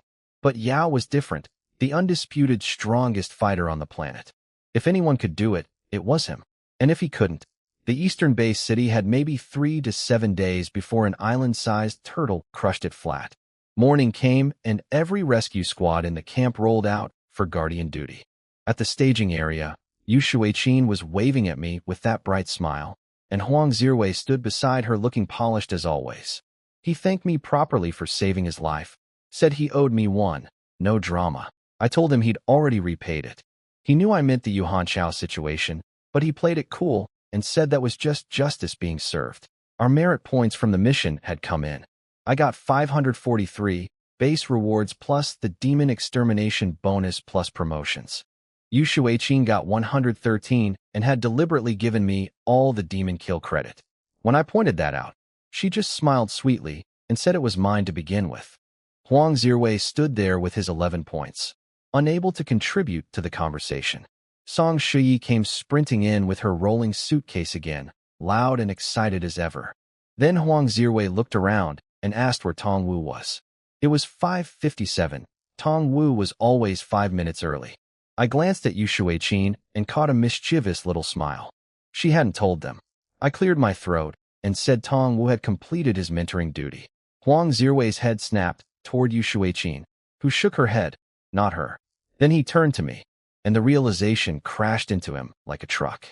His face actually cracked. Not Wei Xingtian, not Yu Shuiqin. The first mid-level evolver of our entire generation was me. Song Shuyi exploded with excitement, screaming that I was incredible, that even Huang Zirwei couldn't do it, while Huang Zirwei stood right there wincing at every word. Then he remembered something important. Without Tong Wu, who was driving? He admitted he was still stuck on the parking test.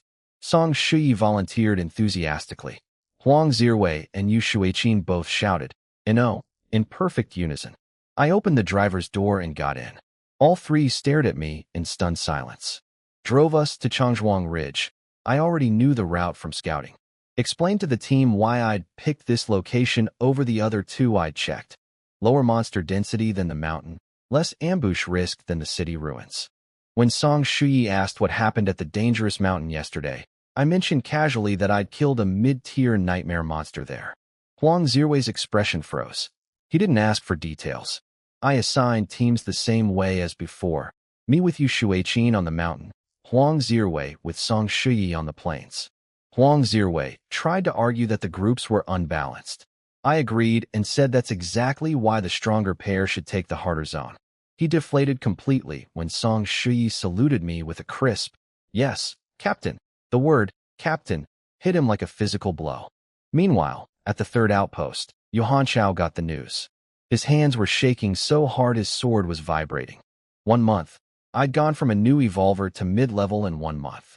It had taken him 6. He knew that if he waited any longer, the gap would only widen. In 3 months, I'd be the one hunting him. He made his decision. No more waiting. No more careful planning. He had to kill me now, before I grew beyond his reach entirely. He didn't realize I was already there. Hunting at Changzhuang Ridge with Yu Shuiqin was almost too easy now. We got swarmed by a pack of over a dozen ferocious rat monsters led by a nightmare-class leader, all coordinated, attacking from every angle. Yu Shuiqin blocked some with energy shields. I cut them down one by one. When the nightmare rat tried to flee, she threw up an energy wall, and I finished it from behind. Perfect teamwork. I noticed the monsters were more active than my previous visits. More numerous, more aggressive. Yu Shuiqin suggested it might be a chain reaction from the approaching cosmic monster. Made sense. Animals sense disaster before it arrives. Back at the rally point, Huang Ziwei and Song Shuyi had a rough day. She'd been bitten by a snake monster hiding in a tree. Not an awakened type. Thankfully, just regular venom. Huang Ziwei had used antidote but refused to help treat the wound on her backside because of propriety. I gave him a hard time about it and casually mentioned that when he was unconscious after the demon fight, Song Shuyi had carried him down the entire mountain with his face pressed against her chest. His brain visibly short-circuited. The cosmic monster was now 188 kilometers away. The Evolver Forum was on fire, half celebrating China's decision to fight, half terrified of what would happen if Yao lost. The world's strongest fighter, volunteering to solo an unkillable god beast. He'd even refused help from Xueling, the top-ranked Esper. Either supreme confidence or desperation. Either way, the whole planet would be watching. I couldn't control that outcome. What I could control was my own growth. I connected to the moon net and started learning manifestation, the emission-type Esper technique. Unlike enhancement, which just pumps energy into your body or weapon, manifestation creates solid constructs from psychic energy. Shields, arrows, ropes, nets, whatever you can imagine and hold together with willpower. It was brutally hard. For hours of practice, just to form a basic neck shield that lasted a few seconds. 5 more hours before I could reliably create and maintain shapes. The key difference from enhancement was that manifestation required constant mental focus to keep constructs from dissolving. Yu Shuiqin made it look effortless, but her talent in this area was genuinely extraordinary. Then I did what I always do. Spent 75 potential points to rocket manifestation from beginner straight through to perfect level for consecutive upgrades. Instantly surpassed Yu Shuiqin's great completion mastery. The results were spectacular. I could form thick energy shields instantly, conjure binding ropes, wrap my entire body in a seamless armor of psychic energy like a futuristic combat suit. My biggest weakness, defense during close combat, was completely solved. With enhancement boosting my attack and manifestation covering my defense, I could charge straight into any fight and trade blows without fear. The only downside was massive energy consumption. Using both enhancement and manifestation simultaneously would drain me fast. But as a trump card for critical moments, absolutely devastating.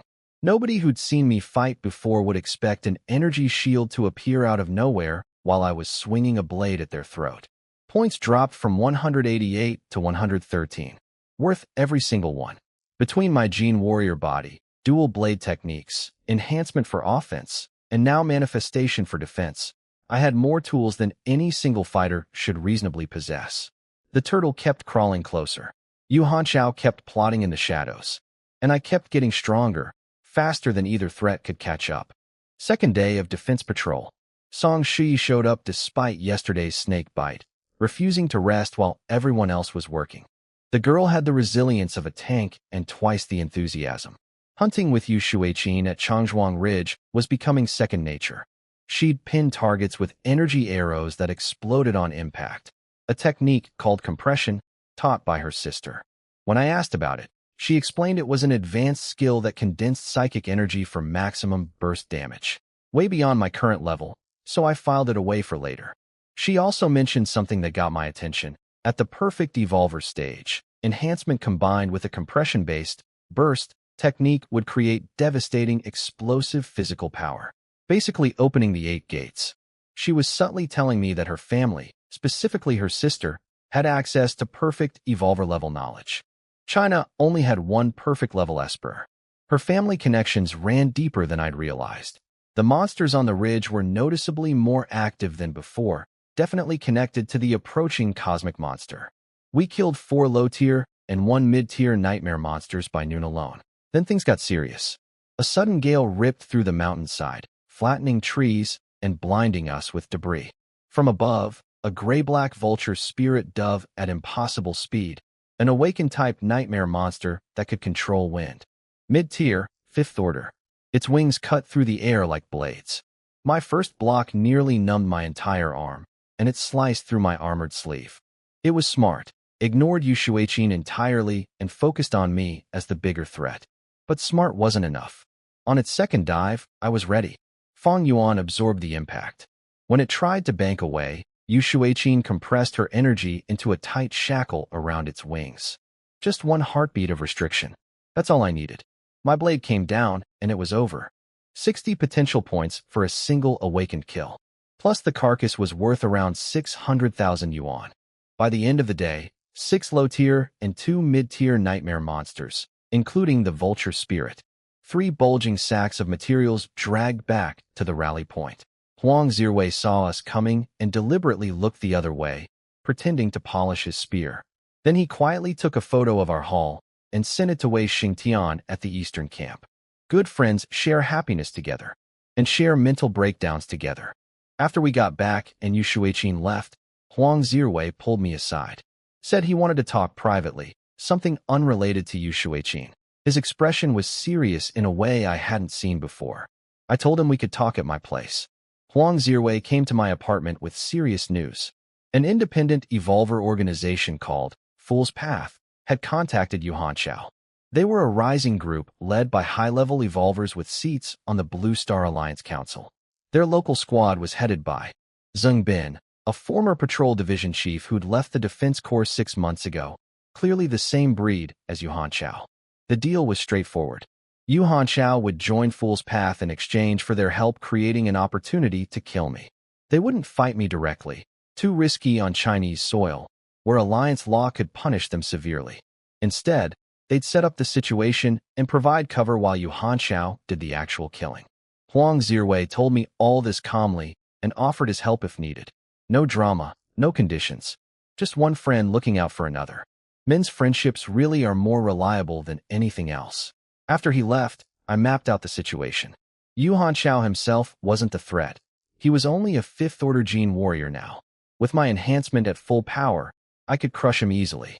The real concern was Fool's Path stepping in if things went wrong. Zheng Bin had told his team to keep their hands clean, but he'd also hinted they might help a little if Yu Hanchao failed.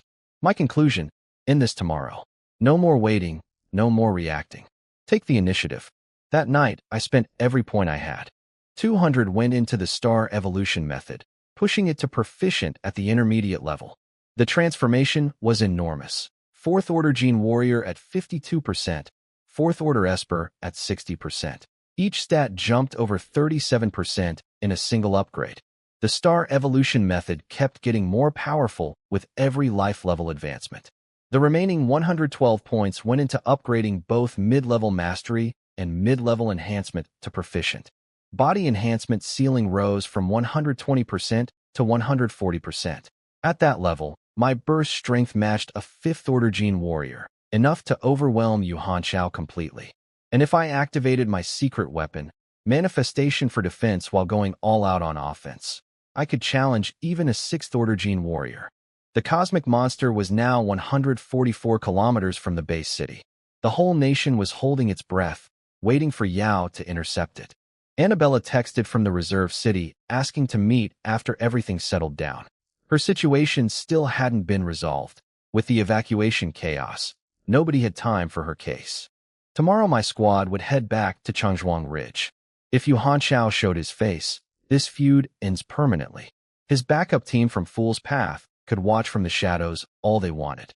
By the time they decided whether to intervene, their new recruit would already be dead. I told Yu Shuiqin to take the day off. Had Huang Zirwei help arrange it without raising suspicion. Today's business was mine alone. I didn't want her anywhere near what was about to happen. The cosmic monster was 111 kilometers away. Yao still hadn't appeared. The whole nation was on edge, but I had a more immediate problem to resolve. I drove the team to Changzhuang Ridge as usual. Told Huang Zirwei and Song Shuyi to be careful. The monsters were getting more aggressive every day. Then I split off alone, picked a small hill where I'd be easy to find, and started killing ferocious monsters while I waited. I knew Yu Hanchao would come today.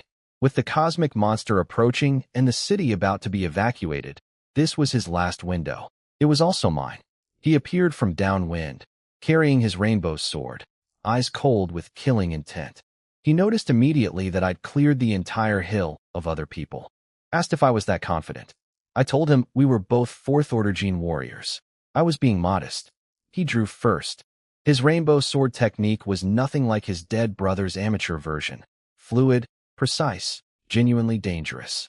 We clashed several times, and I could feel him holding back, measuring me. Then he exploded. 5th-order gene warrior. He'd been hiding a full rank of power. His speed and strength doubled in an instant, his sword blazing with rainbow light as he launched his strongest technique. He expected shock on my face. Instead, he got a wall. My enhanced blade met his full power strike and sent him stumbling backward, arm shaking. The confusion in his eyes was immediate. How could a 4th-order warrior block a 5th-order attack? Then he noticed the glow, not just on my weapon, but across my entire body. Enhancement. Self-applied. I was an Esper. His face went through 5 emotions in half a second before he blew a sharp whistle. His emergency signal to the Fool's Path squad hiding nearby. Nobody came. I pressed the attack. 100% enhancement. 120%. My blade crashed through his defenses over and over. His expensive combat suit shredded piece by piece. Blood sprayed with every strike. 140% enhancement. Full power. One devastating blow sent him crashing to the ground, spine cracking, body broken. He tried to run, but invisible shackles locked his ankles. Manifestation, my second Esper ability. He broke free a heartbeat too late. My blade carved through his back, shattering what remained of his armor and snapping his spine. He lay there dying, unable to understand why Fool's Path hadn't saved him. In his final moments, he realized I wasn't just an enhancement Esper. I could also use manifestation. A special type Esper, impossibly rare. They're not coming, I told him. His eyes went wide with final understanding. Whatever arrangement I'd made to neutralize his backup, it had worked. He screamed one last denial through a mouth full of blood. My blade came down. Yu Hanchao's head rolled across the dirt, eyes frozen open. The debt was settled completely now. Yu Haitao, who killed the original Wang Yi, Sun Yang and his 3 thugs, who did the beating, and Yu Hanchao, the older brother who'd tried everything, kidnapping, snipers, assassins, demon collaborators, to avenge them all. Every last one of them was dead. The original Wang Yi could rest in peace. I cleaned my blade and headed down the mountain. There was still a cosmic turtle to worry about, and I had points to earn. Coming down the mountain after killing Yu Hanchao, I found Captain Xia and the 7th Elite Squad had already handled everything below. Tong Wu was dangling one of the Fool's Path guys by the collar like a rag doll, slamming him into boulders. Han Rubin, who looked like a polished gentleman, was slapping the red-haired foreigner across the face while cursing like a sailor. The contrast was genuinely hilarious. The shortest one was trembling on the ground, staring up at Captain Xia's sunny grin like he'd seen the devil. This was my backup plan. The head instructor had told me from the start, let Captain Xia handle the heavy lifting. I'm not stupid enough to fight a whole squad alone when I have a mountain to lean on. I'd contacted Xiao beforehand, and he'd brought his entire elite team to intercept Fool's Path while I dealt with Yu Hanchao personally. Sui Han, the wind esper from the elite squad, landed gracefully carrying Zheng Bin wrapped in a small tornado. He'd tried to abandon his teammates and run the moment things went bad. She caught him anyway. Looking at her, I couldn't help noticing she rivaled Dr. Shu in certain physical departments.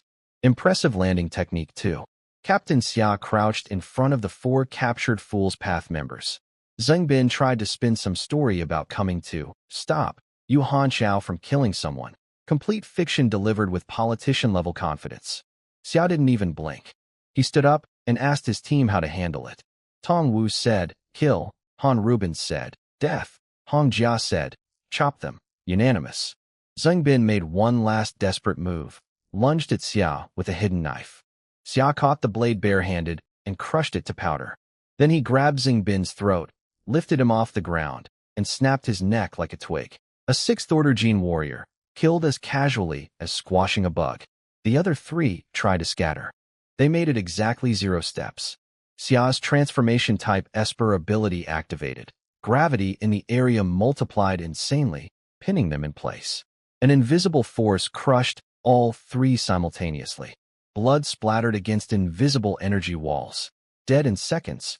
He turned to the Defense Corps observers who'd been watching from a distance and told them with a perfectly calm smile, when you report this to your superiors, make it clear, I killed every single one of them. Personally. Understood. They nodded, faces twitching.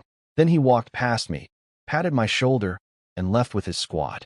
No lectures, no questions about what I'd done to Yu Hanchao. Just quiet solidarity. Standing there watching him walk away, I remembered the first thing he'd ever said to me. Hey kid, anyone messing with you? Just say the word and I'll handle it. He meant every word. Thanks, Captain.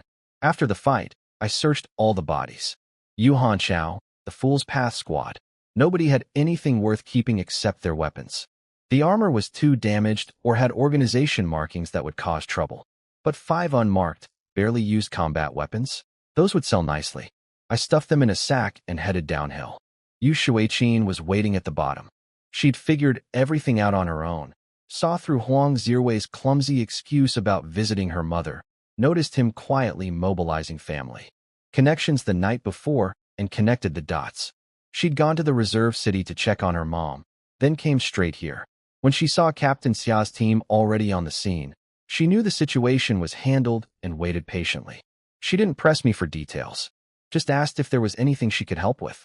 I showed her the sack of weapons and asked if she could use her connections at the Evolver Mall to sell them above market price. She laughed and said she'd handle it. We went right back to hunting monsters like nothing had happened. Smart women don't make their men feel awkward about the messes they clean up. What really touched me was learning what Huang Zirui had done behind the scenes. He hadn't just made up an excuse to get Yu Shuiqin away. He'd also arranged backup from his family's people, just in case Captain Xia's team wasn't enough. When Xia showed up first, he quietly called them off. Never mentioned any of it to me. That's a real brother. I made a mental note to properly set him up with Song Shuyi as payback. On the drive back, Huang Zirui took the wheel. He'd finally gotten his license. He kept nervously checking Yu Shuiqin in the mirror. She teased him about being full of tricks right in front of Song Shuyi, and his hands started shaking on the steering wheel. I changed the subject before he drove us into a ditch. The cosmic monster was now 95 kilometers away. The forum was in meltdown mode. Then new posts exploded across the board. Yao had arrived at our western camp. The world's strongest fighter, here in person. We all went to the camp plaza to see him. Thousands of evolvers and trainees packed the area. There he was in the center, a young man in black, shorter and thinner than I'd expected, with a combat knife strapped to his back. He looked almost fragile, but the life energy radiating from him was overwhelming. This was the man who'd split super monsters in half with single strikes, who'd defended base cities alone against impossible odds. Now he was going to fight a god. Song Shuyi was practically vibrating with excitement, shoving Huang Zirui aside to get closer. The trainees behind the barriers had stars in their eyes. Even the instructors looked moved. I watched him for a long moment. A quiet thought formed in my mind. Win this. Then I turned and walked away. There was nothing I could do about the cosmic monster right now. That was Yao's battle. Mine was different, measured in potential points, training hours, and the steady climb toward a power level where threats like Yu Hanchao wouldn't even register as obstacles anymore. But someday, not too far from now, I'd stand where Yao stood, and then surpass him. That was a promise. I spent the night in the moon net mastering the intermediate 18-blade moves, the foundation for all mid-level blade techniques. The blade training world was incredible, every surface carved with sword marks containing deep insights. I pushed through all 5 levels to perfect using 170 potential points. The mid-level limit break cost 300 points that I didn't have yet. More hunting needed. When I came out of the training room at dawn, Dr. Shu had fallen asleep on the bed fully dressed, too exhausted to even change. She'd left warm pumpkin porridge and boiled eggs for me.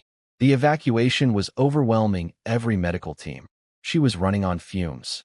I covered her with a blanket and headed out. The cosmic monster was 61 kilometers from shore. Yao had left at dawn and was waiting at the coastline. The showdown was imminent. At Changzhuang Ridge, the monsters were going insane. More numerous than ever, more aggressive, more powerful. 2 mid-tier nightmare monsters before noon, completely inconsistent with Tong Wu's B1 classification from 3 months ago. Something was very wrong. My potential points were refilling faster than any previous day. Yu Shuiqin felt it too. Something's dangerous today, she said quietly. Not just the monsters. Something bigger. Then the ground shook like an earthquake. From the mountaintop, an endless wave of monsters came pouring down. Hundreds, thousands, black shapes filling every slope, eyes blood red, roaring like thunder. They weren't targeting us specifically. They were all charging in one direction, stampeding downhill like an army with a single command. Toward the eastern base city. I cut through the ones blocking our path, while shielding Yu Shuiqin. The smartest move was to join the flow downhill rather than fight the current. We found shelter behind a massive boulder and watched the terrifying spectacle, the entire mountain range emptying its monsters like a dam breaking. The disaster had begun. Cosmic Monster Number 9 was targeting China, and every monster for hundreds of kilometers was answering the call. The creatures flooding from the north came from Lizhou City and its massive lake.